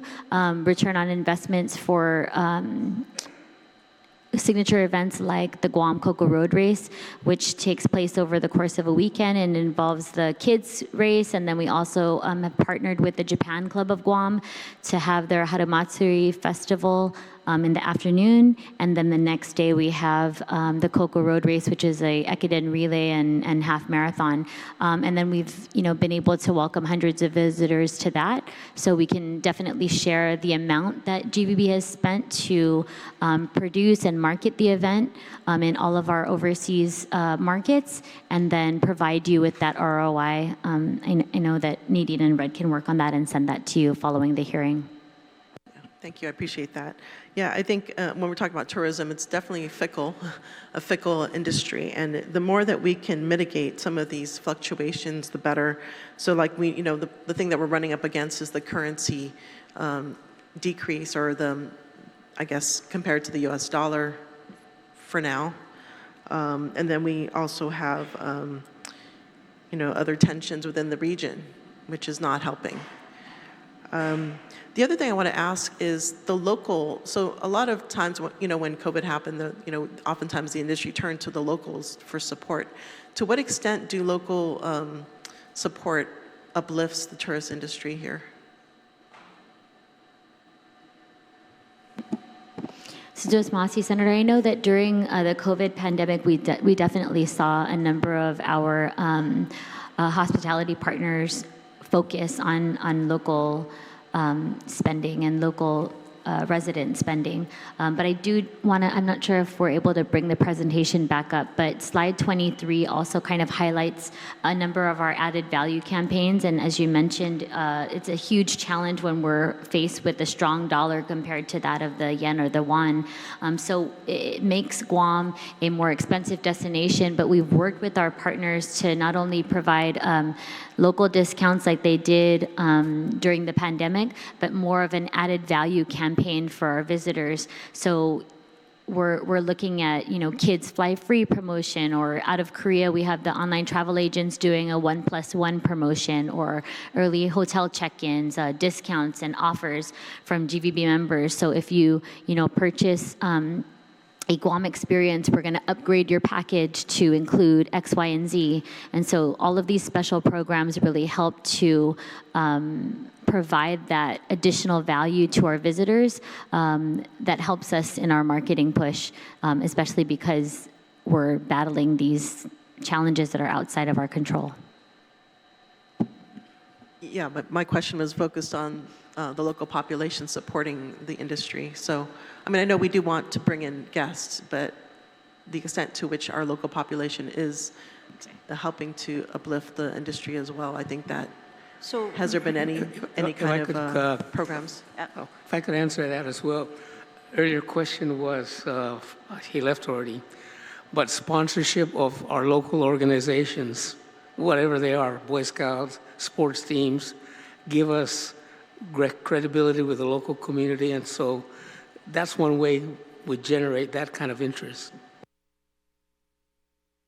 And then if I can expand on that, so the people or the groups that receive grants from us, they actually turn around and help some of our projects while they're actually ongoing. So somebody let's say we sponsor a baseball team, we need a cheering squad for Coco, they'll come out and support the event. So we're tying them all in together. All right. Thank you so much for your responses. You have another response? No, I just was wondering if that answers your question. Yes, that does. Okay. Thank you so much, and thank you, Mr. Chair. Thank you, Senator Paris, as well. And thank you, of course, Mr. Chu and GV and your team for your testimony this morning. We ask that you not leave because we have the GIAA will be coming forward as well, and there may be some questions after the presentations regarding the incentives and all that they may not be able to answer because that entity kind of falls under the Guam Visitors Bureau. So we ask that you take a seat and just switch places. And likewise, we'll be taking a short break so that we can readjust the YouTube channel, right? And also, Mr. Chairman, I want you to know that again, thank you very much for being here.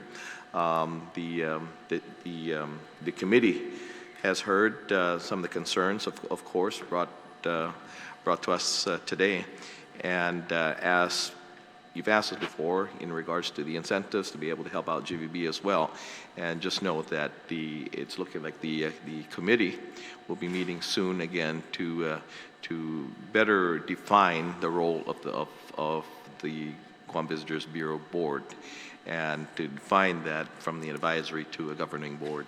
So that being said, that might be an issue that will come up maybe for a January session. In regards to a public hearing regarding that.